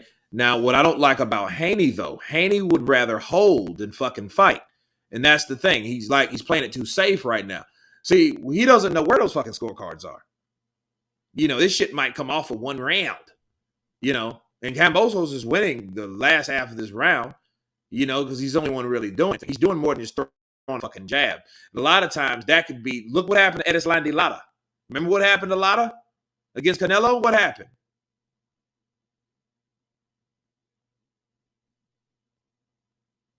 And it's over. It's over. In the corner of Devin Haney. So, it's like they're flipping Haney off, I mean, but what do you expect from that? You outboxed a guy in his hometown. You're not going to get love like that. You're not going to get love from them anyway. If he beat the shit out of him, he's not going to do that. Yeah, the crowd ain't happy. They were quiet all night because Kambosos didn't show up. Devin Haney came over there, and now boxed the shit out of him. That's what you have.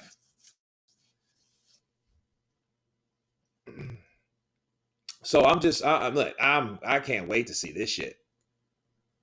I cannot wait to see this shit here, people. I'm just interested to see what these scorecards are. I know who won. I mean, it wasn't even close. But, we're in Australia.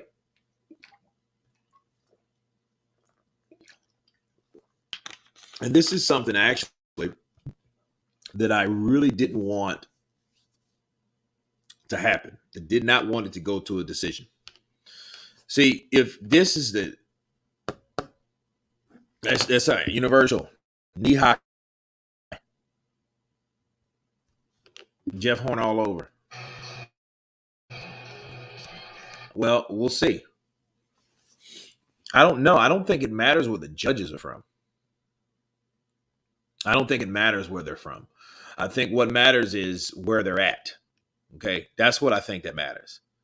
Ready for the greatest robbery in history? Oh shit! Jabbing like Joyce. Our three judges include Sultan and Haney from Hungary. The boxing is at the championship level. Well, that Hungary shit, that's close to Greece. I'll say that.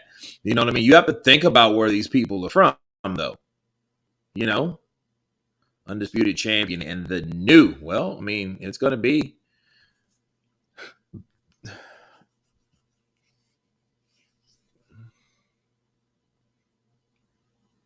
Kambosos' face kept blocking Haney's jab.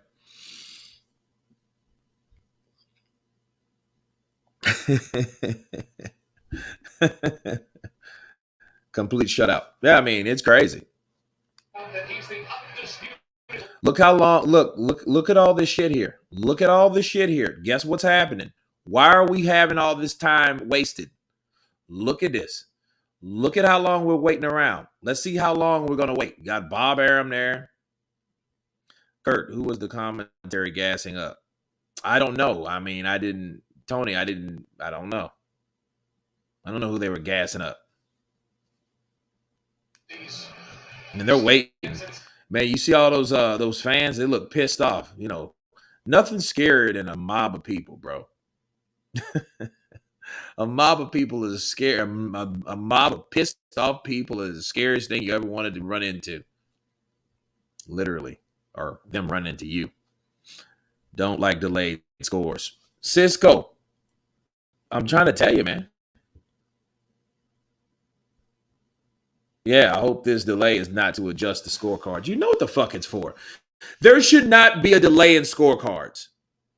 There should have 3 scorecards, one from each judge, and they should have judged it round by round.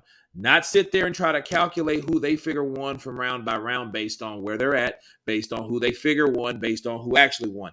They shouldn't have any of this shit going on, but yet we still have it. Let's see. Ladies and gentlemen, after 12 rounds, Here we go. To the scorecard. Here we go. Sultan and Yeti and Manuel Rousseau both scored 116. 116-112. 118 to 110. All 3 judges have it for the winner by unanimous. The Las Vegas There we go. There we go. Look at Bill Muggin. Look at Bill Muggin. There we go.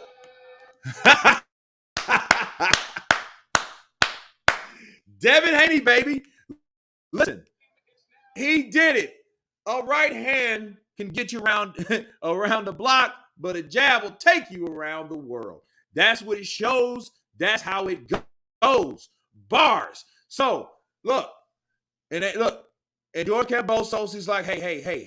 I don't know. Let me see what he has to say. I want to hear the excuses. We got to hear this shit. No more excuses. That's it. Look, looks like a fight's gonna be. Look like a riot's gonna be in the crowd. Looks like a fight. Look at Ludabella. Look, they're trying to break these dudes up. I knew that shit would happen. That's what I tell you guys. That's what I tell you. These guys are getting too much. Ludabella's like, yo, we got to break this shit up. We can't let these guys fight. We can't. The fight's over. See, again, what did I tell you? What did I tell you? It's like that in the sport of boxing, people. It's emotional. It's emotional. Devin Haney is the man. Devin Haney had the plan. I can't wait for Bill Haney to come back here because he's coming on Counterpunch Boxing News, and we're doing this news exclusively. This is what it's going to be. Maybe Monday. I travel Monday for work, So hopefully we can do it when I'm in Atlanta. You know, it is what it is. If anybody deserved it, is Devin Haney. Is he a knockout artist? No. Is he a good boxer? Of course he is. He's superb. He was trained by the best. What do you think he was doing in the Mayweather gym? Wiping his ass? No. Sweeping floors? No. He was learning. Okay.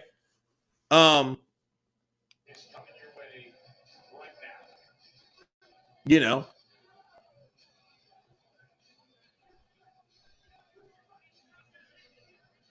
Look at Bill. Bill getting crumped. Look, Bill's pissed. Look, give me that too. Give me the Ring magazine. Give me the whole thing.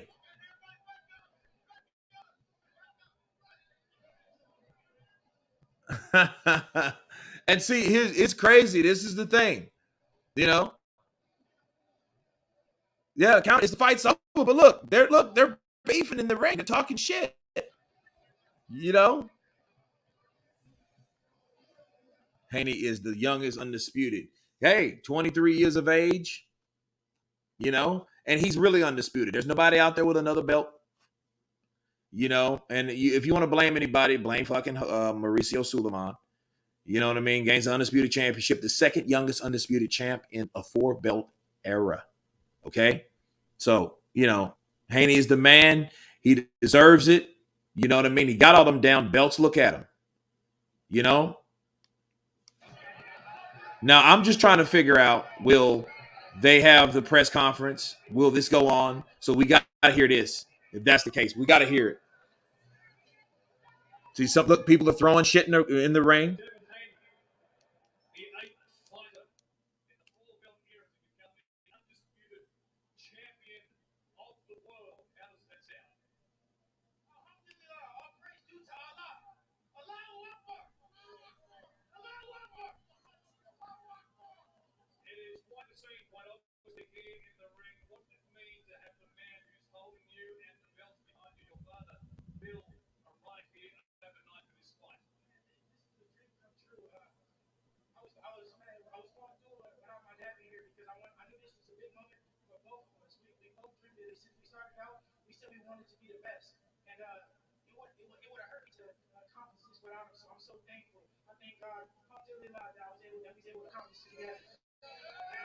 That's cool. I want to see Ryan Garcia.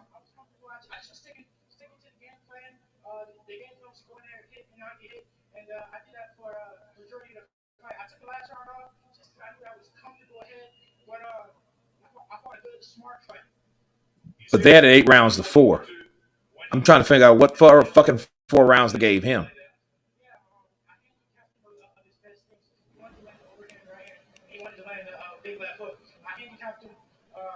Both ways. When I would go to the left, I would fight his right hand. When I would go to the right, I would fight his hook. He couldn't hit me with either one of them.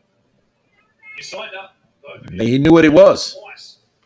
Yeah, no fucking way it was 8-4. If it's for it to happen, if Allah, once it wants to happen, I'll be back. What do you have to say about your opponent today? He was very magnanimous in bringing over the belts and handing them to you, having lost the fight to you. I take my hat off to him because he's a true warrior. Anybody that steps in the ring, I respect. It was nothing but respect through the whole building. Even though he got disrespectful, I stayed a gentleman and I stayed professional. Congratulations, it is a momentous day. Undisputed champion of the world. I want to thank George Kambosos and all the Australians for coming out. Thank you, George, for giving me the shot. A lot of these so-called, they wouldn't give me my shot, but George was a true champion and he gave me my shot. So thank you for this. Congratulations, Devin. Tremendous job here today on having territory here at Marble Arena. We will open the ring and make our. Let's hear what George has to say, people. To the man who created this day right here in Marble Arena. It's been a fabulous occasion, George. Obviously, it didn't work out the way you wanted it to be. And it is amazing for the sport, amazing for this country. And at the end of the day, I want to take the best test and the hardest test. So I'm going to give him full respect after he's been good today. Let him have his time, and we'll do it again. I think we've done a few things, but I thought the fight was very close. But look, I'm not going to rest this moment. I have my moment. And last November. My moment was Greg, so there goes his moment, and I'll see you again real soon. I'm going to take you back to yesterday to the weigh-in. You had the kicker as far as making weight was. Well, that was that, people. Wasn't disrespectful. I think he had the same energy that he had against Teofimo. Look at his face. His face told everything. You know what I mean? There's one back there. Everyone in the world. I take the risk. I fight the best of the best, and at the end of the day, I didn't have to fight him. Not many wanted to fight him, but I gave him the shot straight away. So I'm sure we'll do it again. Thank you. Well, there you go. I mean, you got to take your hat off to him too, because Kambosos, he could have fought anybody. He could have fought Ryan Garcia. He could have. They wanted, Lomachenko first. You know what I mean? I don't know how that fight would have came, how that fight would have went. Probably would have been a better fight, like a more exciting fight. But that's just styles make the fights. The styles of these fighters make the fights. And Devin Haney with the jab did that to his face, showed him and put him in his place. Bars. Okay, one-time wonder Kambosos. No, I mean he'll be back and he'll do it again. You know what I mean? I don't see him beating Devin Haney though, unless he can land that overhand right. If he can land it and hurt Haney, I see him probably hurting Haney and then changing the shift in the tide. But I didn't see the adjustments made today either. I mean, 12 rounds to do something that he didn't do. He didn't use his jab. There was a lot of things he didn't do. But guys, I thank you guys for coming in. I know it's 11:32. I know it's very, very late for you guys. Thank you guys for staying up with me. I'm going to do the recap, then I am going to bed. But anyway, you guys, thank you all. God bless you. Love you all. Hit the like button. And everyone has been counterpunched. Peace.